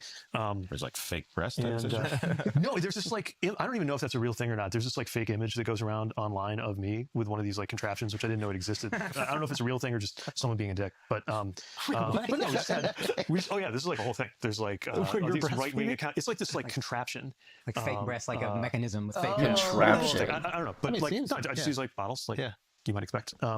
And that was just like the first few weeks and months, and then both of them had some medical challenges early on. And one of them had an extremely serious medical problem, which he recovered from, and that was the most terrifying thing in my life. And then and it's hard to believe because we were fighting. They were also kind of early or premature. It's not unusual with twins. but especially in their case. And we fought so hard just to get them on the chart. Like you would count down to the milliliter, like how much food they're taking and how much they're taking. And now like they're just like wolfing down. He'll like take one of those Uncrustables. Their kids are 3.5 now. Yeah. Our son will take one of those Uncrustables and just the entire thing. One bite. And I'm thinking like, how in this short of a time has that happened? And just every day there's this new challenge, and you have to like relate to what is a big deal to them. Very cool. Gay guy adopts black kid. Yeah, I'm gonna be done for now. I might stream more later. Having a lot of fun going through this video. I feel like we finally got through the bulk of the interesting political stuff, and now let me look. Fatherhood, raising black children. If Pete runs for president, what are the costs? What drew Pete into public service? Is America ready for a gay president? How do we keep US at #1? A1, not AI. So there is more politics stuff, but we're just in this kind of fucking personal section.